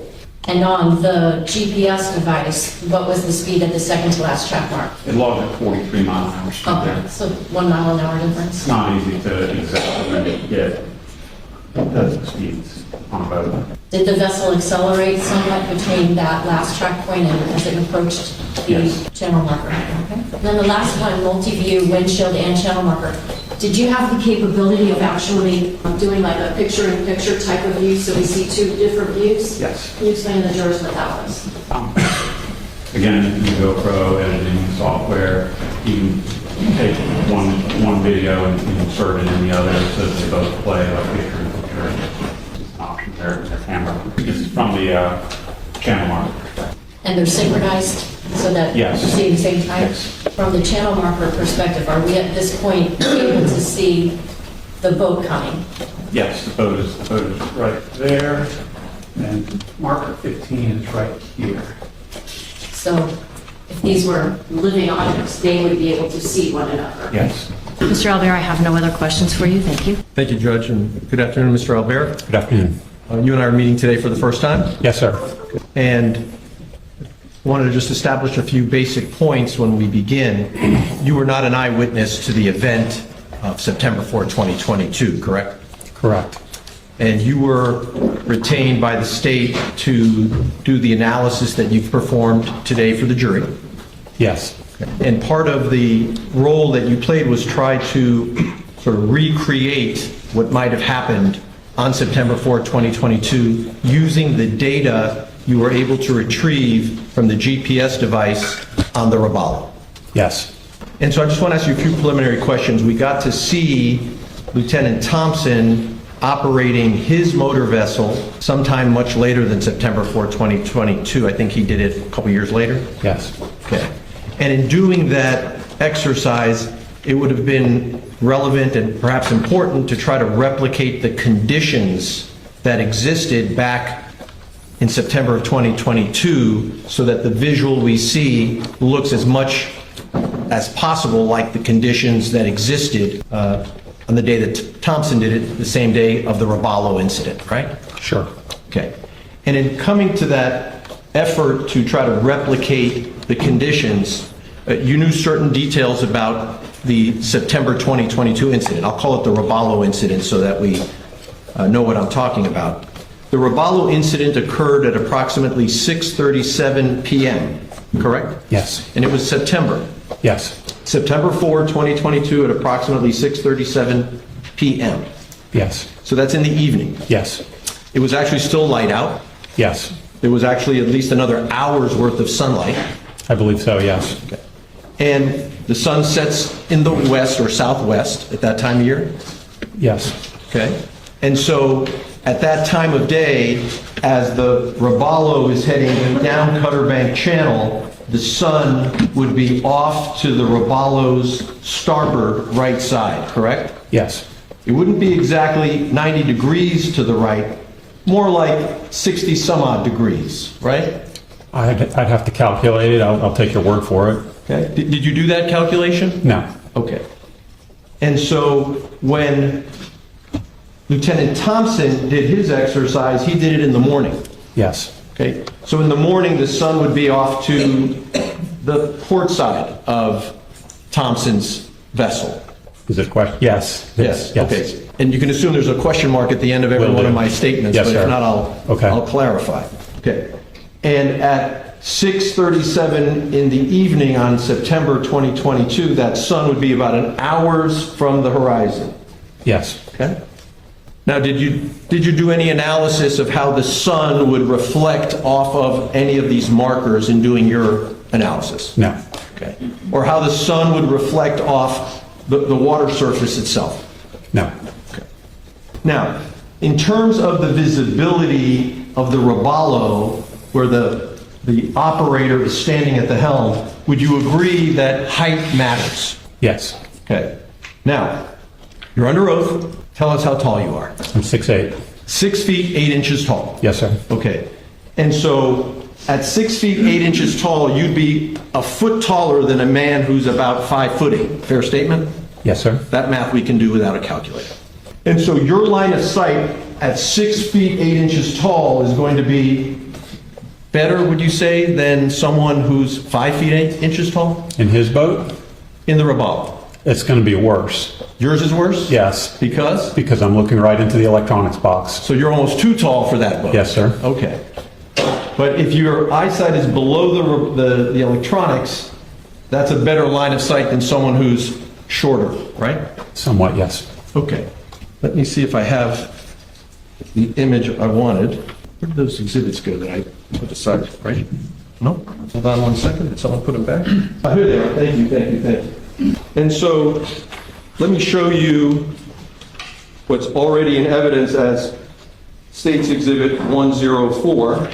You recognize that as would that be called the helm or the console? What would you call it? This is the center console. Center console. Looking at the front of the center console, yes. Okay, so if someone was at the bow, the front of the boat, this would be a photograph looking back to the stern, the rear of the boat. Yes. Okay. And the operator would be on what would be the starboard side of the center console. On that boat, yes. Right. And I think you told us it was the starboard side that took the hardest hit here and would likely cause the greatest injuries to people on that boat. Yes. And that's where the operator of the boat would have been, on the starboard side. He's closer to the center line, but yes, he's on the starboard. Now, this boat the Roballo has a windshield. Yes. And I'd like to show you what's in State's Exhibit 105. Is that a photograph of the windshield? Yes. And do you know if the condition of that windshield as it was photographed and introduced by the state is the same condition it was on the day of the incident? No. State's Exhibit 105. Now, when Lieutenant Thompson was operating his vessel, he mounted the GoPro or the camera device in front of the windshield. Is that right? Yes. Okay. So the GoPro was not obscured at all by the windshield. Correct. The operator, Thompson himself, would have been several feet back, holding the steering wheel. I don't know if I quantified it a couple, 3 feet. Yeah. Fair enough. Okay. And so let me show you State's Exhibit 3. Yes. You recognize the Robalo? Yes. You see that George Pino is in this photograph. Or there's an operator there, you may not know it's George Pino, I didn't notice. but I'll have you double check it. That there's a man standing at the steering wheel position. Yes. Okay. And someone can operate this motor vessel either standing or seated. Yes. Okay. Do you know whether standing versus seated would affect the line of sight of the operator? It would, obviously, if you're seated, you're a little bit lower and you're a little closer to the top level of the top of the console, so it would affect it, yes. Okay. Now in this photograph, there are some of the passengers are standing in the bow area, correct? Yes. And the bow area is the front of the boat. Yes. And I'm going to show you another photograph, State's Exhibit 6-9. You see it? Yes, sir. That's the Robalo after the accident. Yes. And I'm using this because I'd like you to explain to the jury, and you're welcome to stand or sit, whatever's more comfortable for you. Tell the jury, what is the freeboard of a boat? The freeboard of the boat is the distance from the water line here, the boat's floating, resting in the water, to the top of this, called the gunwale. That's the freeboard. Okay? And so it would show on this as well. You can see that there. So the resting water line would be a little below the teal green there. And when the boat is on plane, Yes. is the bow a little bit up? The bow of the whole boat, Well, you tell us. the whole boat will rise up, so it'll give you, depending on the boat, anywhere from a few inches to maybe a foot. It'll rise up higher, and then depending on how you control or manipulate the tilt on the engines and the trim tabs that control the pitch of the boat side to side, and you can push the bow down, and the load on the front of the boat, the amount of weight on the front of the boat, determine how the bow rises. To achieve a faster speed, does that typically suggest that the trim is so that the bow lifts just a little bit? Yes, there's kind of a sweet spot when you tilt the motors up. When they're all the way down, pushed against the back of the boat, the transfer of the boat tends to push the front of the boat downwards.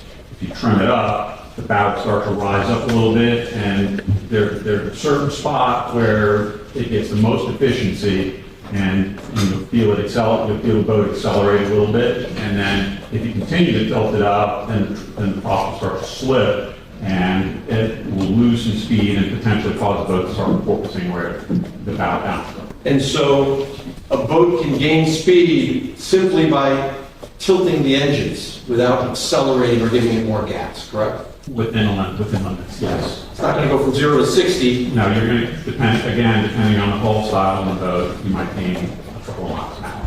Fair enough. Yes. Now, and forgive me, Judge, you may not be able to see it, but I'll publish in a moment.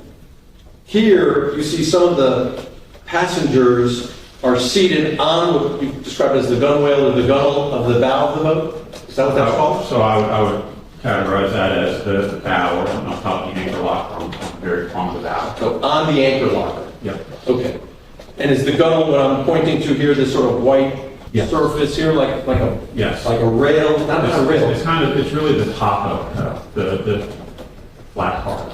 And when someone wants to board the boat, someone can typically step on the gunnel and then step down into the boat? Yes. Fair enough. Now, this boat, Robalo designed it so that there would be seating in the bow area, correct? There is. Let me grab another exhibit and you can give me just 1 second. Take a look, if you would, at... I've never been introduced. I'll mark it then. Is it marked as a state? Forgive me, Judge. It's marked as a state exhibit. Let me show you what's been marked as, I think it's State's Exhibit 5L, and see if you recognize it. I mean, it looks like the front part of the Robalo, the bow. We would offer it at this time. No objection. 5L, March 4D, Defense Exhibit C. And so, Mr. Albert, this is what I'll call the forward seating area. Is that a fair statement, or is that the bow seating? What would you like to call it? Either one's fine. Okay. And this is where, according to your review of the file, there were passengers seated in this bow area, correct? Yes. There are cushions that go on top of this fiberglass surface, so the person's, forgive my word, butt can be more comfortable than sitting on fiberglass, right? Yes.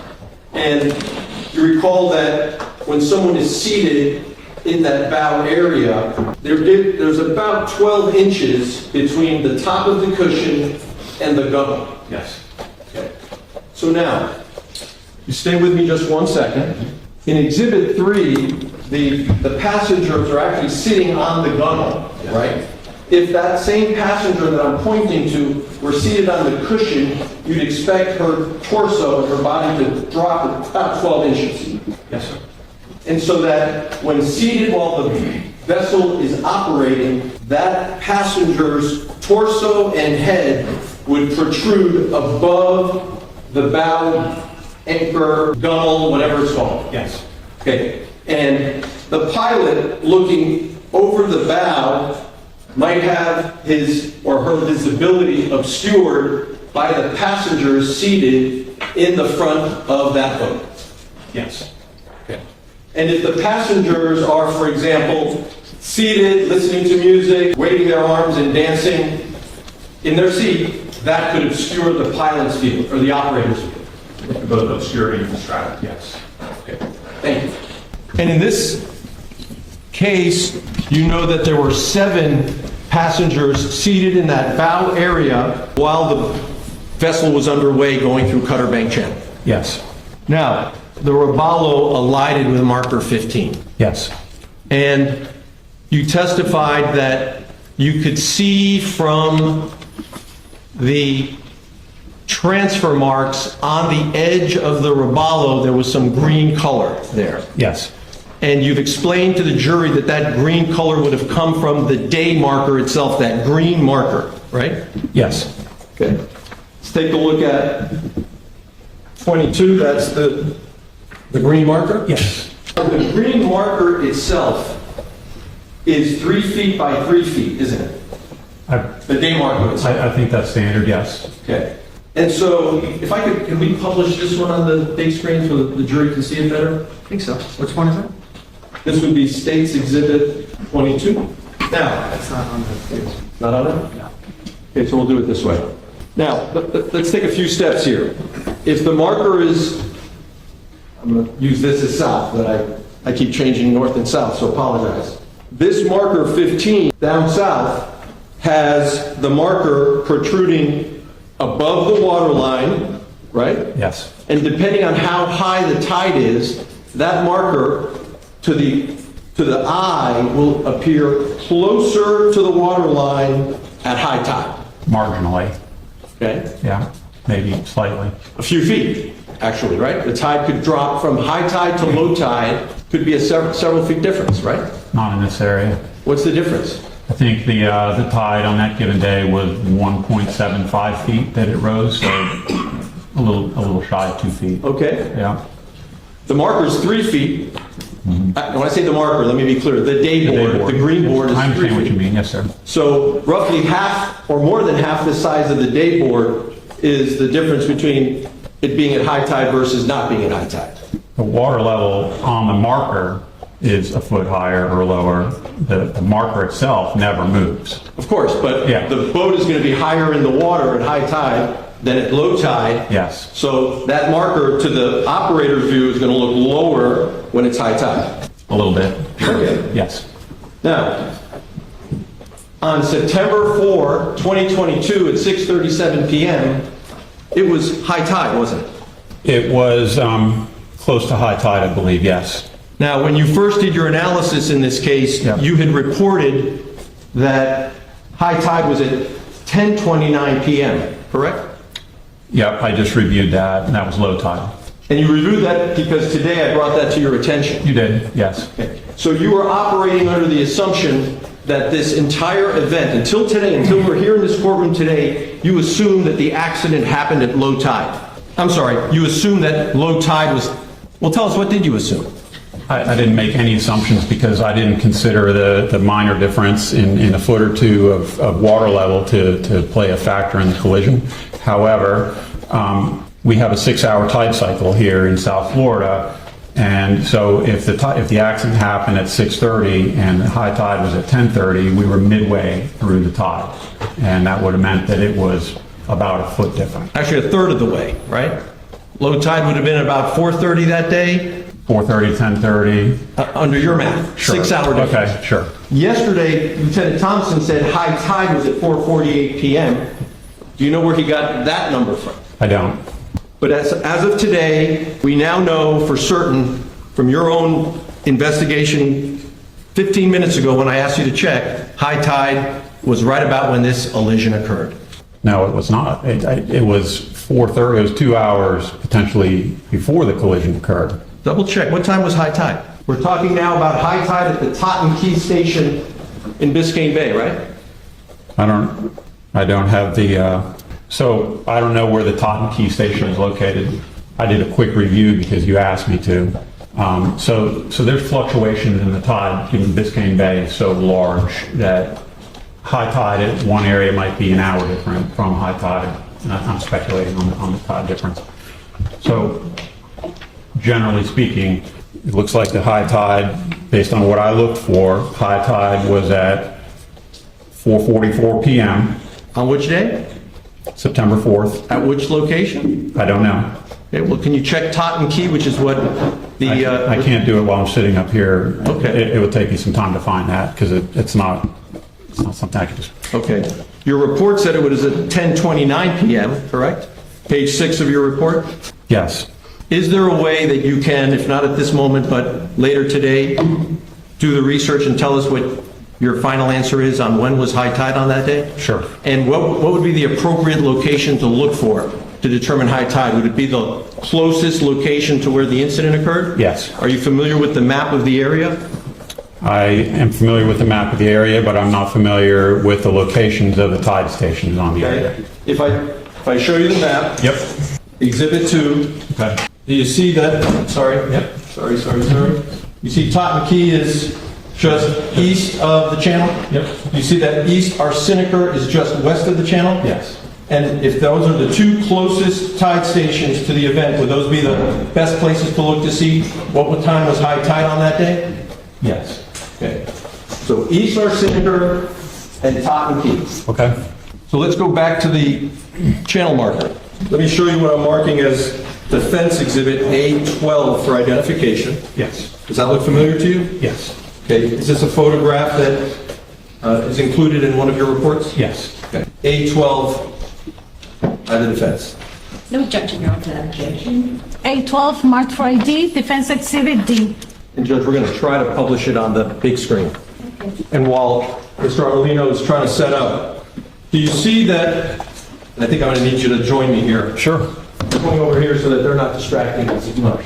So on the channel marker, the steel pipe, you see what appear to be barnacles. Yes. Okay, barnacles grow underwater. High tide would typically cover the barnacles, Yes. and it would cover it. How much above the barnacle line would high tide be? I don't really know. A few inches, a foot? Few inches. Okay. So what I'd like to try to do is measure what's the distance from high tide to the bottom of marker 15. So we're going to do that right here. We're publishing it. Judge, this is being published through the insertion of the thumb drive we are marking as A13 for demonstrative. Okay. So I have a tape measure here. You see that the green marker measures on the tape measure about 4 inches on this display? Yes. You see that it's 12 inches to the water line? Yes. Okay, would that tell you that from the water line to the bottom of green date board 15 is, on this tape measure, 8 inches? Yes. Does that tell you that it's 6 feet from the water line to the bottom of the green date board marker? Sounds about right.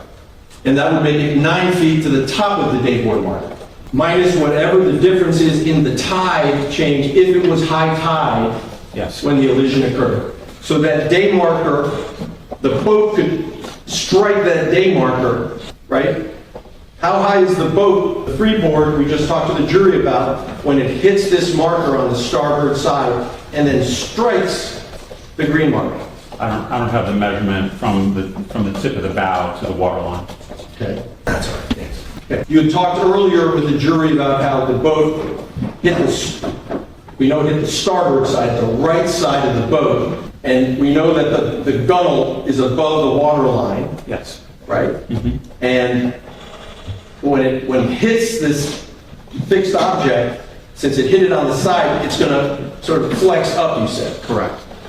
Must be a few feet and it hits the green marker. Yes. Took the marker off, but the piling survived. It did. Okay. Now, I'd like you to take a look at A11 for the defense for identification. Okay. You recognize that? Yes. You recognize Lieutenant Thompson's vessel? Yes. Okay. Offer A11 in evidence. No objection, Judge. A11 marked for AD, defense exhibit E in evidence. And I'd like to, oh, thank you. That's good. Now, once again, we know that the day marker itself is 3 feet in height, right? By coincidence, yeah, if you zoom in just a little bit, guys, so we can make it exactly 2 inches so that it's easier to do the math. Pretty close, maybe a little bit bigger, move the image to the right. That's good. We'll get it. That's fine. A little bit bigger, maybe? 3? Oh, that's good. All right, good. So do you see that the marker is 3 inches on this scale, right? Yes.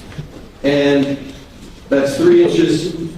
And how many inches from the top of the tape measure to the water line? Roughly? From top of from here, Yes, sir. 14. 14. Okay. So if we know that each day marker is 3 inches or 3 feet from the water line to the top, is how much? You subtract 3 from 14, you have 11, so that would be, in theory, 11 feet. Okay? So the bottom of the day marker, 13A, is at 11 feet. The bottom of the day marker of 15 is 6 feet. Yes. That's a 5-foot difference between the height of the day marker. 13A is 5 feet taller than 15. Yes. Now, I'd like to ask you some questions about the trajectory of the, oh, I meant to ask you, when Thompson did his recreation, did you all track on a GPS the path he actually took? Yes. Did you compare it to the Roballo's path? No. So what we've seen is, well, then how is it that we know what part of the voyage actually tracks the Roballo's voyage? Let me say it again. What portion of Thompson's voyage tracks the Roballo's voyage? The final leg from the second to last marker to the final marker. 13A to 15? Yes. The second to last, the green marker, 13A? Well, technically, the second to last marker buoy, the marker that I deployed, The floor. that one's accurate. And I mean, we were reasonably close to his trajectory at that time to line up for the final course. So to be fair, what you were trying to replicate were essentially what we've heard about the last 9 seconds? Yes.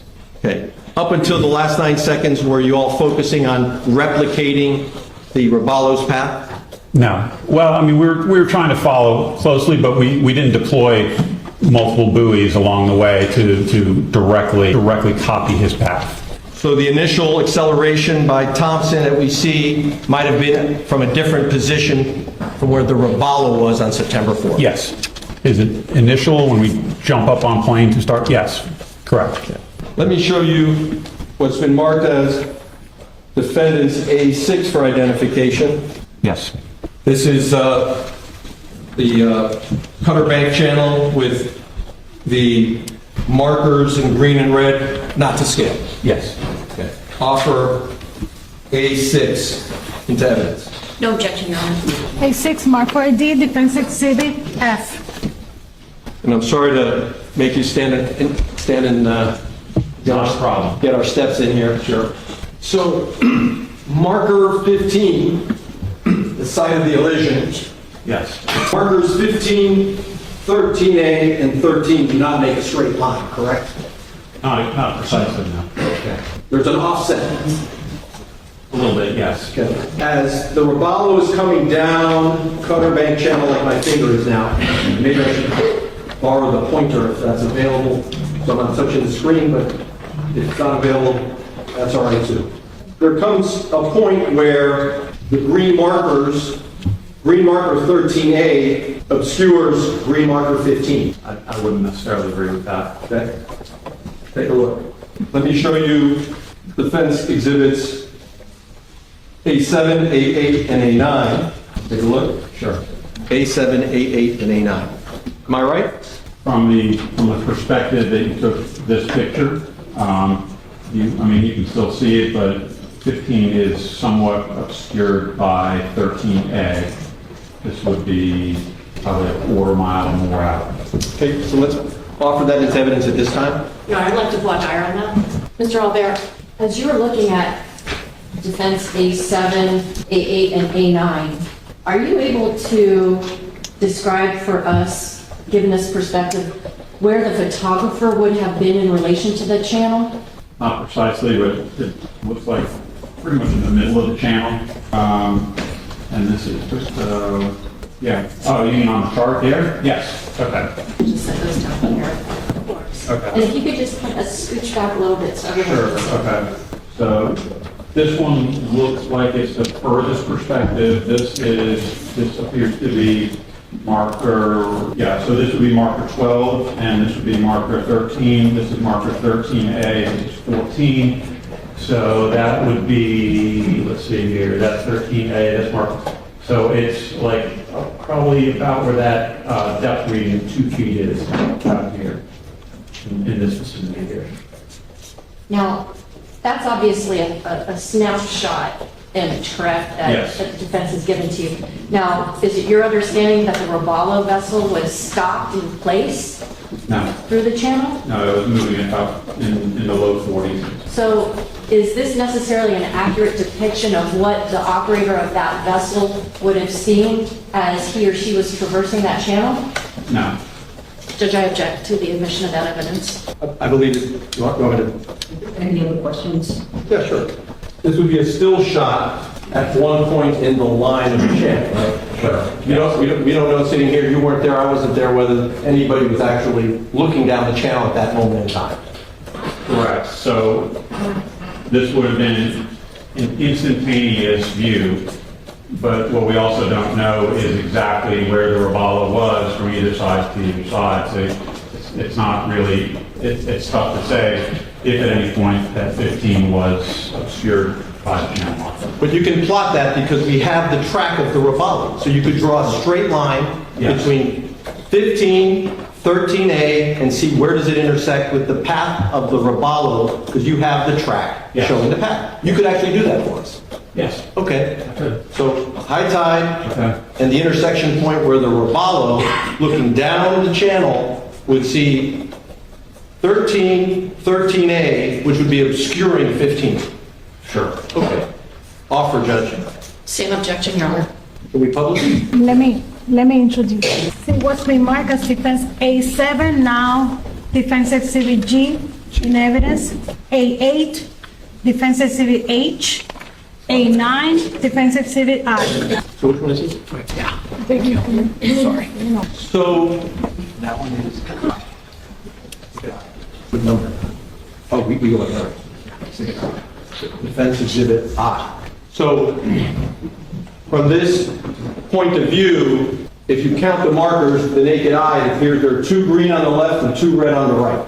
I mean, I can still see it. I can't see the post, but yes, for a moment in time, when you're transiting, if you're transiting this particular path for a moment in time, the marker 15 would be partially obscured by 13A. If we could just enlarge it so the jury can see what the witness is describing, we could continue to enlarge until you can see marker 15 behind, but obscured by marker 13A.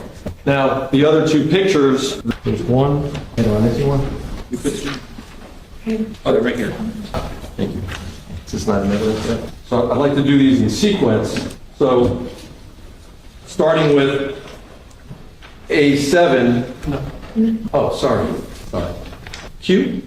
That's a G. Starting with G, at this point in the channel, one can see in this photograph that there are three green markers on the left side, right? Yes. 15 is the furthest one away, that's the shorter marker, right? Yes. Maybe we can do it on the screen here. There we go. Okay. Visually, what is seen, that's it. Just so we're clear, going from left to right, 15, 13, 13A. Yes. On the screen here. Yes. But we know 15 is the one in the furthest distance, then 13A is behind 13, going south. So southbound 13, 13A, 15, but on this image, 15 is furthest to the left, 13 is in the middle, 13A is on the right. Now let's go to Defense Exhibit H. Need the number? 62. 62. Remember, 13 is in the middle of the picture we just saw. At this vantage point, 13 is no longer in the middle. Now 13 is all the way on the left, 15 is in the middle, 13A is on the right. And then if we go back to the original one we started with, I, 58. see that marker 15 is moving, not really moving, but in the image, it's further to the right in the second photo, and then it becomes more obscure in the third photo. And it's actually going to end up, if we keep doing photographs, that marker would then move, 15 would move further to the right in the photo. You're just changing the perspective. Right. Which is what happens when you're driving down the channel, depending on the moment in time you look ahead, the operator might just see 2 green markers, not 3. And I'm done with that for now. When an operator is traversing through a channel, is it typical or prudent for the operator to count the number of markers left to go in the channel? It's not an issue for you? That's not something you do? You don't count the markers? Okay. You had indicated, because we listened to the sound of Thompson's exercise of the recreation, the noise of the hull, the body of the boat traversing on the water makes noise. Yes. Okay. And the motors make noise. Yes. And were you bringing that to our attention because that can be a distraction? Noise? That's why I was wondering why that came up. It came up because I was asked the question, that's all. Okay. Yeah. So when Prosecutor asked you, when Thompson recreated or attempted to recreate the path of the Robalo, his boat had no passengers on the bow. Yes. Right?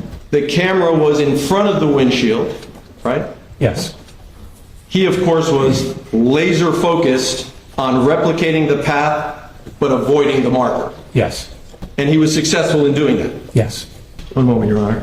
I'd like to ask you some questions now about the GPS track that the SIMRAD on the Robalo recorded. Yes. Okay. And I think you've explained to the jury that the way the device works is that at certain points in time, the SIMRAD machine will record a location, Yes. and that location is provided to the SIMRAD device by some sort of global position satellite? No. No, how does that work? Well, the time in the GPS, in the SIMRAD, is synced to the time in the GPS. The GPS system actually keeps very good, accurate time. And the time, each track point is timestamped. Now, it's not timestamped to like the billionth of a second, like an atomic clock. It's stamped to the whole second, but yes. Okay, and so I'm just trying to understand the device, that piece of machinery, is it receiving a signal from somewhere up in the sky telling it where the machine is at that moment in time? That's the location that it is recording? So, how deep do you want to dive into this? Not too deep. Okay. All I want to understand is it's receiving some piece of information, the device, about a location. It's not. It's calculating its position. Even the location is being calculated? Yes, it is calculating its position. Okay. So the GPS system, there's 31 satellites that orbit the Earth, and that's just for our GPS system, the United States. There's also European and Russian and Chinese. So all those satellites are sending out a signal, and your GPS device is listening for those signals, and it needs to hear 4 signals at least in order to calculate its position. It does that by measuring the distance from the GPS to that satellite. So 4 measurements, it can pinpoint its location on the surface of the Earth. Got it. So with those 4 data points, it then calculates. 4 is minimum. Sometimes it's using more than 4. Fair enough. Yes. Okay. And then the machine calculates its location based on that data? Yes. Okay. And the machine also somehow records the time when it calculated that? It's when it's reading 4 signals from the satellite, it synchronizes its clock with the atomic clocks, the validated time in the GPS system, and it adjusts, of course, for the time zone that it's in. Old devices, like the old GPSs, you used to have to set the time zone that you're in. Now, pretty much all of them automatically just compensate for whatever time zone you're in. Okay. And so when the GPS, I'll call it the SIMRAD. Yes. The SIMRAD will record a location and a time. I use the word record. Is that a fair way to? Yes. Okay. And then along the path, it will continue recording at whatever interval. It could be a time interval. It could be the auto interval you've described, when it's course change, speed change. And so what the machine does is simply, nothing simple, I shouldn't say that.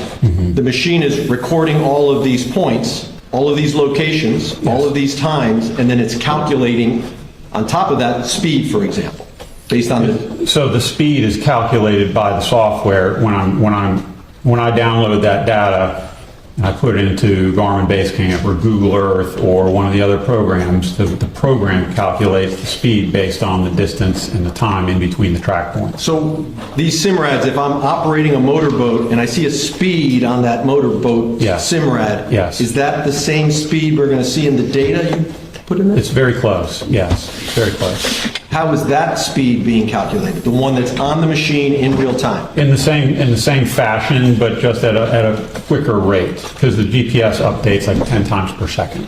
Okay. Okay. Is the SIMRAD a device that can operate in conjunction with autopilot? Yes. Autopilot is a separate feature? Yes. Okay, it requires more equipment? Yes. The Robalo wasn't equipped with autopilot, was it? Correct? Not that I'm aware of, no. Okay. Does autopilot work by steering the vessel based on the SIMRAD's information? Yes. Okay. And autopilot, presumably, well, you tell us, is it sort of like Waymo that we're seeing in cars these days? It's not quite the same. Okay. But a computer is effectively driving the boat when it's on autopilot, right? Yeah, but it's much more point to point. It's not. It is capable of. It's not the same. Like, it's not a Tesla where it's driving, making turns on the street. So when you're using autopilot, you're typically, as the crow flies, from point A to point B. And then you can put in multiple points, and then some of these newer, like the state-of-the-art marine GPSs, you can ask it to auto-generate the best route based on the input that you put into the device, and it will generate a route, and you can use your autopilot to navigate. Yes. Okay. The markers, the channel, cutter bank. Those markers, you're able to tell using your handheld device where that marker is in terms of longitude and latitude, right? Yes. Is it correct that the SIMRAD device on the Robalo, at least as to marker 15, does not chart marker 15 exactly where your device says marker 15 actually stands in the water? I don't necessarily agree with that. I'm asking you. I don't agree with that statement. Okay, I'll ask the question, is marker 15, where it stands in the water, is that where it appeared on the chart generated by the SIMRAD device on the Robalo? On the day that the incident happened? Let's start there. I don't know. Okay. What about when you downloaded the information and generated some visuals of of the track line of the Robalo. Yes. There's no way for me to know what chart Mr. Pino was looking at that day because he's got multiple options with this device.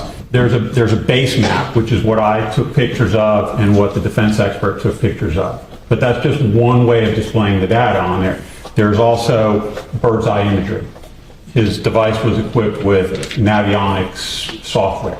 So he can do bird's eye imagery. He can do complete bird's eye imagery, like, you know, you're looking at a Google Earth image with the chart data overlaid on top of it. Or you can do part like chart and part bird's eye imagery, or you can do overlays of both together. So the pictures that I have and that defense took were of the base map. Okay. Let me show you marked for identification A5. Is that what you're referring to? This is the base map, yes. Okay. Offer A5 into evidence. May I just look at that one for a moment? I'd like to voir dire on this. Mr. Alvear, I'm showing you Defense Exhibit A5. Have you seen this image before? Yes. Can you explain to the members of the jury if this is a view that would be safe to use for navigating a vessel? So the one on the left, If you want to step down, because Sure. it's a small photograph. so these are two separate images of the base map from the GPS. And right here is marker 15, and right here is marker 15.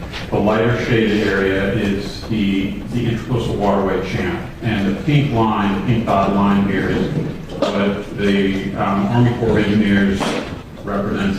So this image is of that area zoomed out. So like an inch apart, for example, might be several hundred, right? Because you got the whole channel and you have 14 and 15, which I don't know the distance offhand, but they're several hundred feet away, right? This zoomed in version, this is a tightly zoomed in version. I don't know how tight the zoom is. This is a tightly zoomed picture, probably in double digit, like, 30, 40, 50 feet. So it's zoomed in really tight on channel marker 50. And if it's zoomed in really, really tight, does it make it look as if the track that was plotted by the GPS is actually further away from the marker than it would have been? No, so the actual GPS data is accurate. How it's projected onto this base map. The base map might be offset just a hair. So you have, imagine looking at a low resolution image on your phone. For example, the Mona Lisa. Okay, Objection, Your Honor? if you zoom in. No objection to the Mona Lisa, but I'm not sure what we're doing here.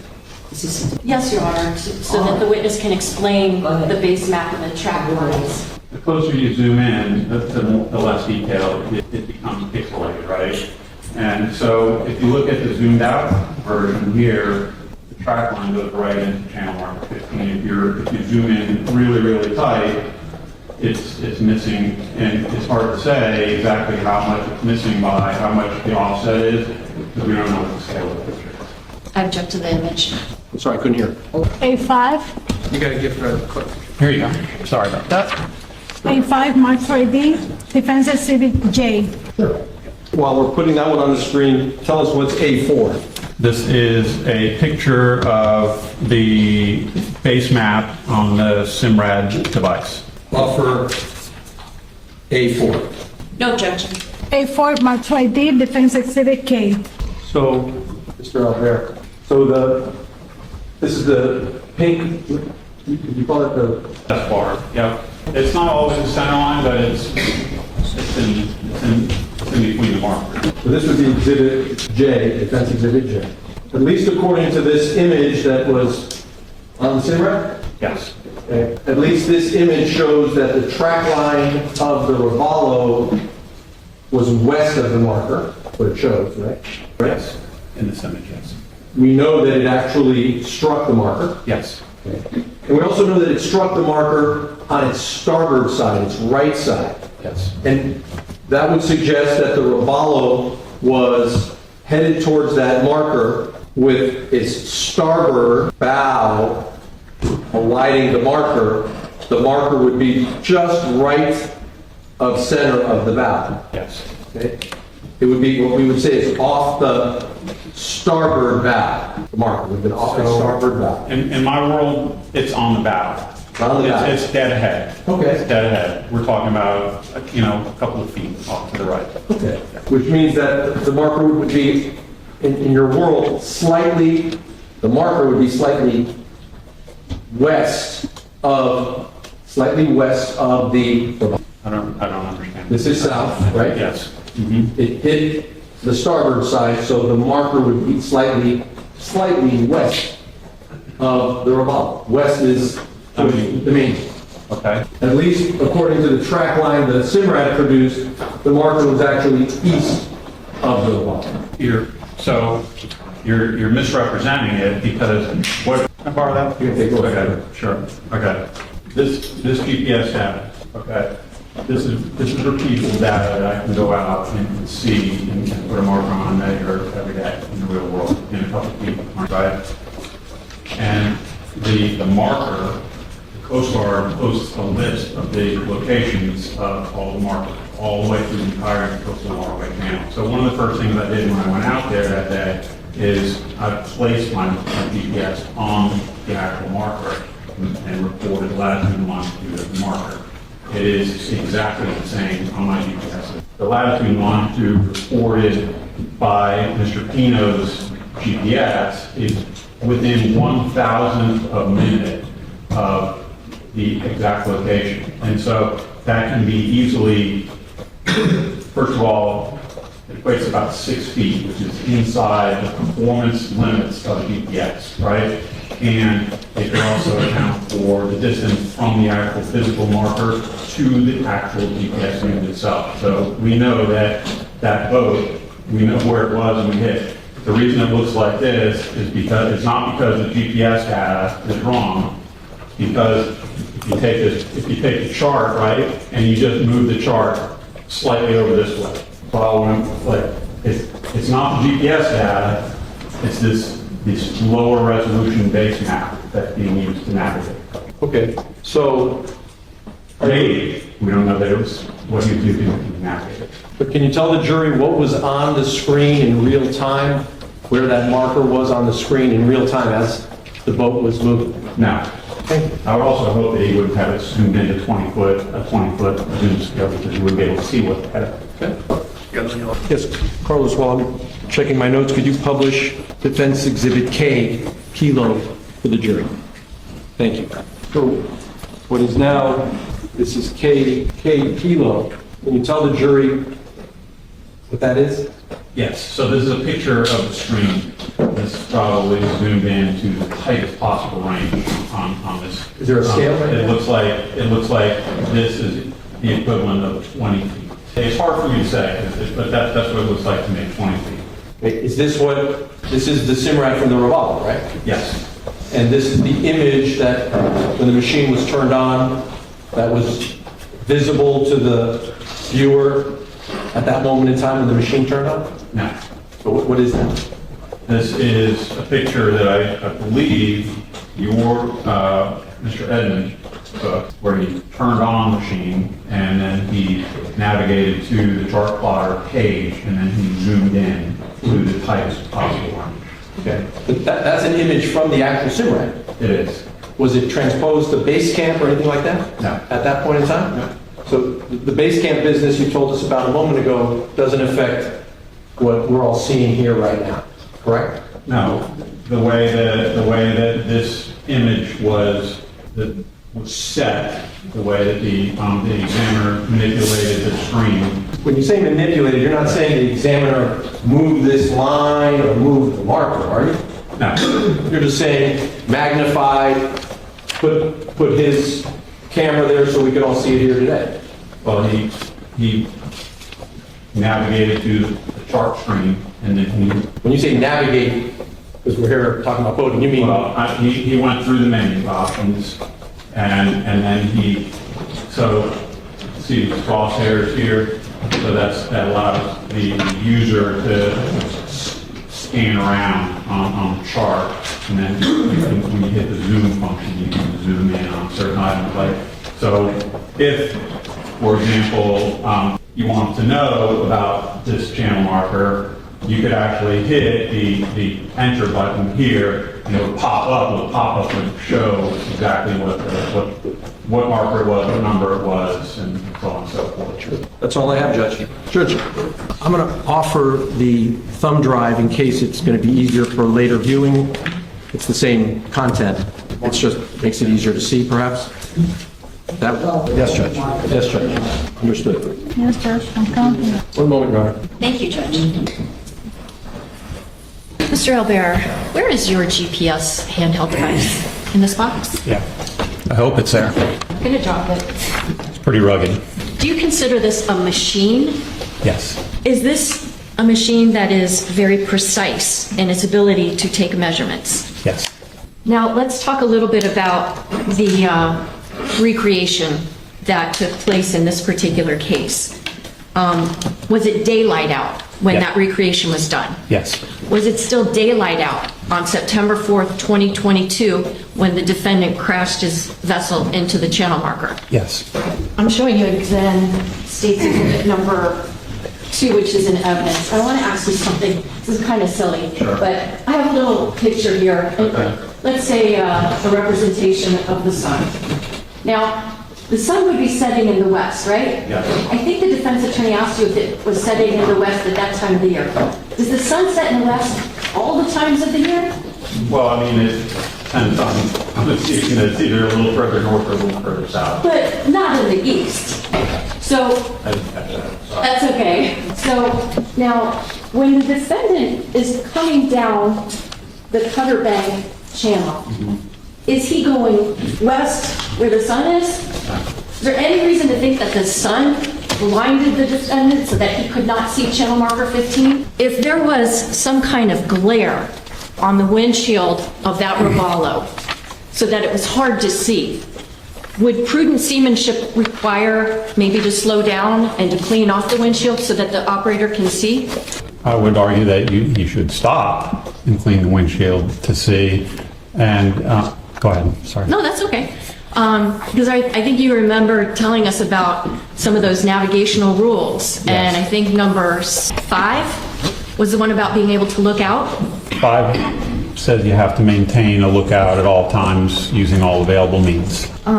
Your Honor, may I ask the court to have the defendant rise for a moment, please? Objection. Please stand up. Mr. Albert, are you able, if you need to move, about how tall is the defendant? 6 foot, 6'2". You want to stand next to him because we know how tall you are. Maybe a little. Okay. 7'6". Yeah. So, knowing what you know of the dimensions of this vessel, because you've been on it yourself, is there any reason to think that a man of this defendant's height would be unable to see it ahead of him, whether he's seated in the vessel or standing up? No, and also based on the amount of experience that he had documented in the GPS, he would also have been aware of any limitations that he had visibility-wise on the boat. And earlier in your testimony, we took a break for Judge Tinkler-Mendez to read to the jurors a stipulation agreement between the defense and the prosecution that Robalo vessel was in proper working order on the day of this incident. Do you have any reason to think that, in fact, there was something wrong with that vessel that caused the vessel to crash into that channel marker? I don't have any evidence. I do not have any evidence of that. No. Now, the defense attorney asked you if during that recreation there were any people seated in the front portion of that FWC vessel. Would it have been safe seamanship to have anybody up at that part of the vessel for that recreation? Objection. Filed. Pre-trial rule. Your Honor, I would ask for a sidebar. Blocking the view of the operator. Objection. Facts not in evidence at all. Correct. So if there were passengers seated on the top part of that bow so as to block the view of the operator, should the operator, according to the navigation rules, continue going forward with people blocking his view? Objection regarding eliminating. What would be the safe and prudent thing for an operator of a vessel to do if there are people either standing up or sitting up in a way that that operator can't see what's in front of them? It's the operator's responsibility to maintain a proper lookout at all times, using all available means. If somebody is obstructing his visibility, it's the captain's duty to move, just tell them to move, I can't see. Reposition that. Have you ever done work with the Coast Guard? Yes, Have you ever been on Coast Guard vessels? yes, You work with, I think they're called coasties, right? People that work for the Coast Guard? yes. Do you think they're aware of the fact that the tides raise and lower every day of every year? It's general knowledge, yes. So, channel marker 15, if the tide is high, does that make it then an unsafe beacon for people traversing the Cutter Bank Channel? Not at all. Now, the defense attorney showed you a photograph where, if you look at it in one snapshot way, it can appear as though maybe channel markers 13 and 15 are in line with one another. Yes, I think I brought this up in my voir dire, but do you have any indication that that vessel stayed stationary in such a way that those two markers were aligned so that 13A obscured the view of 15? I'm not aware of that. No, the evidence doesn't suggest that. I'm sorry, judges, please give me 1 minute. Mr. Albert, I'm going to show you a demonstrative aid. It's not in evidence. It states 2I. It's not particularly artistic, Okay, but it has a red 14 yes, and a green 15. yes, Is this roughly cartoon image of Yes. the Cutter Bank Channel? And if I were to put a green square here, would that be approximately where 13A would be? yes, Now, if a person is traversing the channel going southbound on the right-hand or starboard side of the channel, would there be a way that channel marker 13A and 15 are aligned with one another? You're traveling down the right-hand side. right-hand side. Of the channel?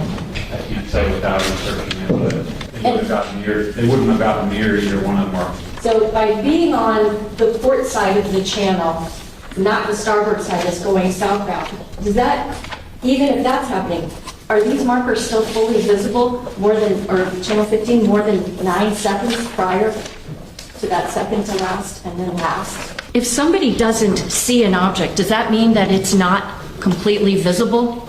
No, In this particular case, if the operator of that Robalo vessel did not see channel marker 15, does that mean that it was not fully visible for safe operators of vessels? no, If the operator of the Robalo, in this case, told the police during an interview that he was approaching the quote-unquote last channel marker when this crash happened, would that be consistent with that operator knowing where channel marker 15 was? yes, Last thing, you were asked questions about zooming in. Would it have been possible to take a photograph of the chart plotter device without zooming it in? yes, And have you seen that type of an image from this very SIMRAD device?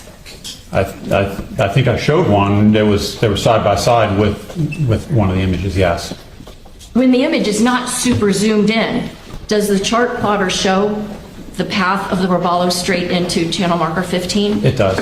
No other questions? I'm considering you're subject to recall. All right, stay here, sit down.